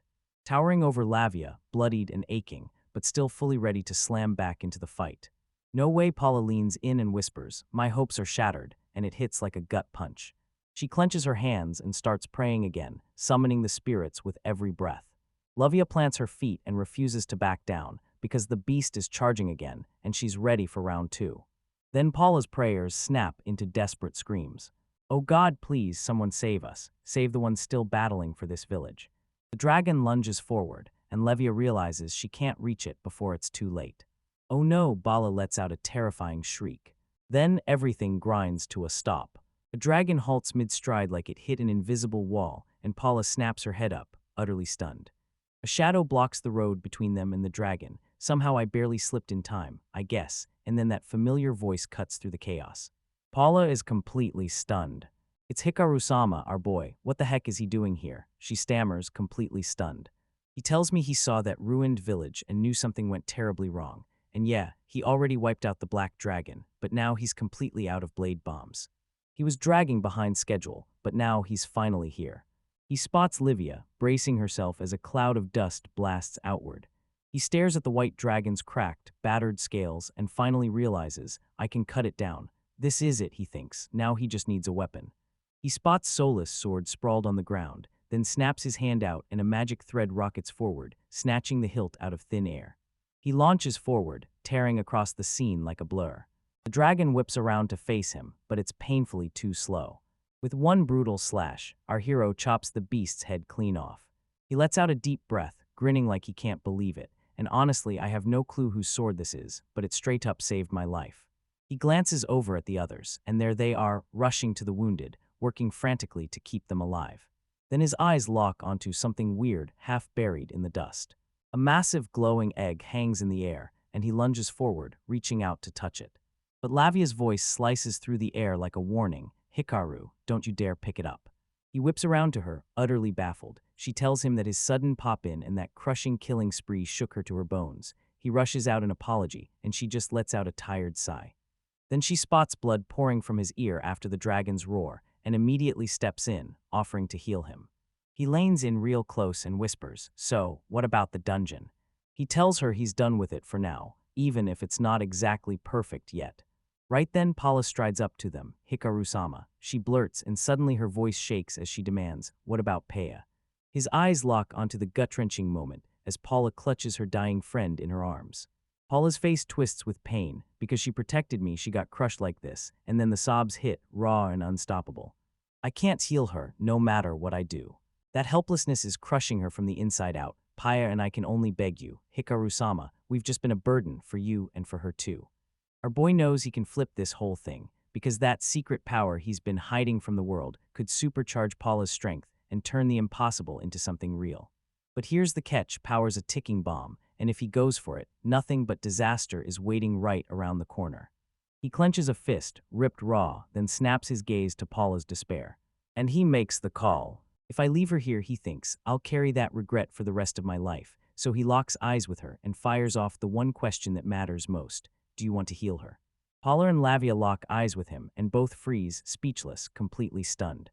Paula grabs her voice first, and "Of course I do," she blurts, "because Pai is my childhood best friend, selfish, reckless, and somehow still impossible to hate." Our main man's face turns deadly serious. "Tell me, if there's any way to heal her, are you willing to bet your life on it?" He snaps it out. "I'm not saying you should die. I'm saying you'll live the rest of your life with a secret you'll never be able to tell a soul." He leans in even closer. "Tell me you agree to every condition I just laid down, but first, are you actually okay with it?" Paula doesn't even blink. Her resolve turns ironclad. If Eat Me helps save Peia, she'll stake her life on it without a second thought. A faint grin flashes across his lips. He lifts a hand, then says, "Close your eyes." She obeys him, hands clasped like she's begging the universe. "Next time you open them," he swears, "your whole world will be different." Paula snaps her eyes shut, and her soulboard blooms into existence as she prays for answers, begging the world to guide her. This guy totally knows what matters. If you're a regular healing mage, level 2 is the usual deal, but level 4 is the kind of magic you only see at a real professional clinic. So of course our main man decides to go full unhinged. He cranks her recovery magic straight up to a wild level 8, then flings the rest of her points right into mana. Levi is stunned, but our hero shuts down the doubt, because he remembers Paula's desperate, raw plea and her courage to throw herself forward for her friends. "I'm trusting her," he tells Lavia, "and nothing's gonna change his mind." It's the exact same gamble he threw at Lavia when they branded her a murder, and it's the same trust she handed back to him, because this is a two-way street. He leans in close and lays out his logic, and for a breath, they just trust each other in the quiet. Believing in others pulled him through, and now he's turning around and doing the same for everyone else. Once he's locked in his decision, he slams the board with a tap and seals the game-changing stat boost like a boss. A blinding light erupts as the power rips through Paula, swallowing her whole. He shoots the question out, "How is this happening?" And she feels it crash over her like an ocean of mana where there used to be nothing but a puddle, so he demands she pour every last drop straight into her recovery magic. The panic crawls up his throat. "Hurry," he shouts. "This is going to turn ugly fast." She steadies her breathing, spins toward their fallen comrade and begs, "Please open your eyes." She kicks off the prayer and presses her hands to Paia's chest, pouring in divine power like it's lighting up the air. But this isn't some basic heal. This is a tidal wave of power, and to keep the whole job buried, our guy flicks on a shady custom ability. Mass suppression, a technique that smothers massive magic signatures so the outside world can't detect a thing. He slides his hand onto her back and murmurs, low and certain, "Don't worry, I've got you covered." A blinding burst of light explodes from Paula's hands, and Paia's whole body gets swallowed by a radiant, holy glow. Our main man is fully convinced that level 8 recovery magic has to be more than enough to slam a fix on basically anything. But unleashing that much power in one shot has a brutal cost. Paul slams into her mouth, the mana backlash slamming her like a wrecking ball, and still she refuses to stop. Haya's chest wound, those gaping, gruesome tears, starts stitching itself shut, one brutal thread at a time. Flesh knit itself back together, skin slid smooth as glass, until not a single scar clung to him anymore. It worked right as it landed. The relief hit Paula's face like lightning. Her body healed, and she jerks in a sharp gasp.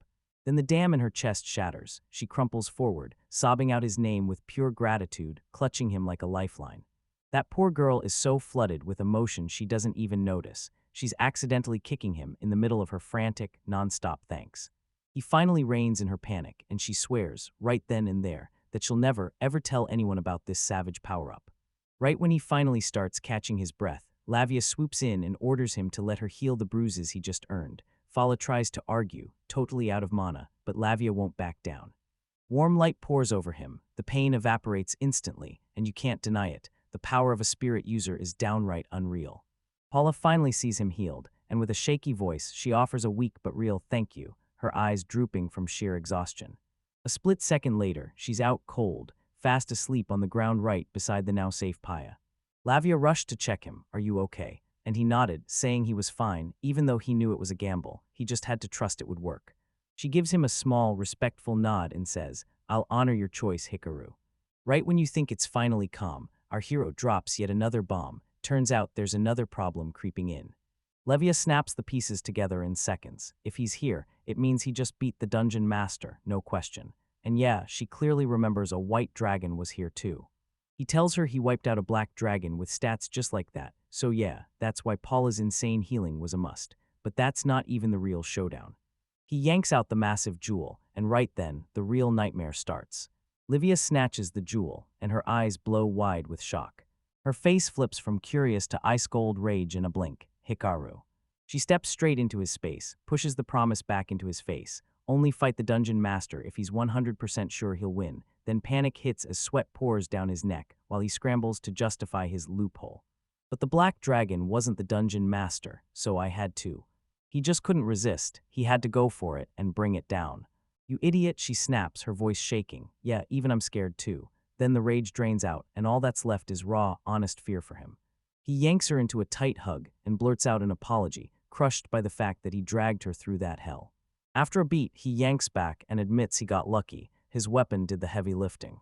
And right there, his smile drops. His face hardens as he gets serious, because the real nightmare hits right after. He leans in and tells her they don't just need help. They need someone blessed with holy powers. Meanwhile, the rest of the adventurers swarm up at the dungeon entrance, all set to jump in. The air feels frozen, like the usual monster stench vanished overnight. This dungeon is dead silent, and that's terrifying. They're convinced the dungeon master finally got wiped out. A rare thing, sure, but it's still totally possible. They've got no clue who pulled it off, but somehow they're not even about to complain. For the surviving villagers, this was the best news they could have ever dared to dream about. The village lies in ruins, but the elder leans in and makes it clear some crucial pieces are still standing. Their fields, the very lifeblood of their survival, still sit almost entirely unspoiled. "Forget the houses, farms matter more," he says like he's dropping the real truth, "and the people, they matter more than the land." Still, they grieve the ones ripped away, casualties of a ruthless enemy that blindsided them out of nowhere. The elder strides up to the adventurers, and without any formal guild call, instantly admits he knows they came to help. He slams down the white dragon's core as payment. But Livia, speaking for the shady benefactor, tells them they're stalling because of that mysterious mage who pulled off the whole deed. Solus, the boss of the Eastern Four Stars, lays out a bold plan. He and his crew will claim the reward for the brave party that fought the dragon.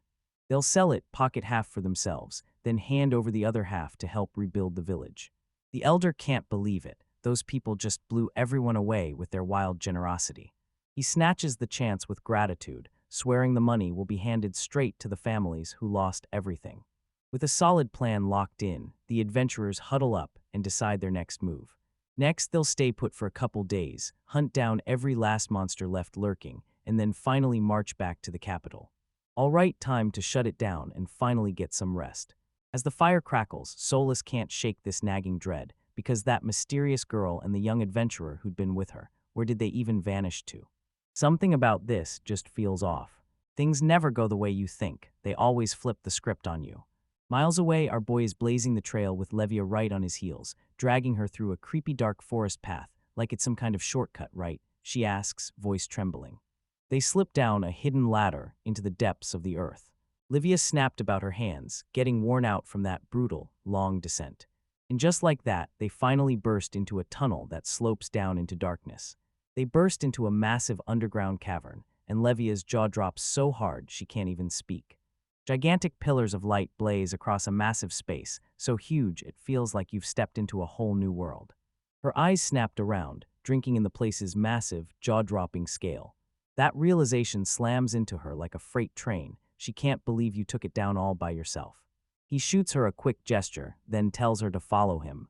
He steers her into a tiny, plain room tucked off to the side, and her jaw drops all over again. Crouched in the corner, a pathetic little creature shivered nonstop, then the dungeon master. Our hero tells you this. When he finally found it, the poor thing panicked so hard it attacked him right on the spot, and he had no choice but to take it down.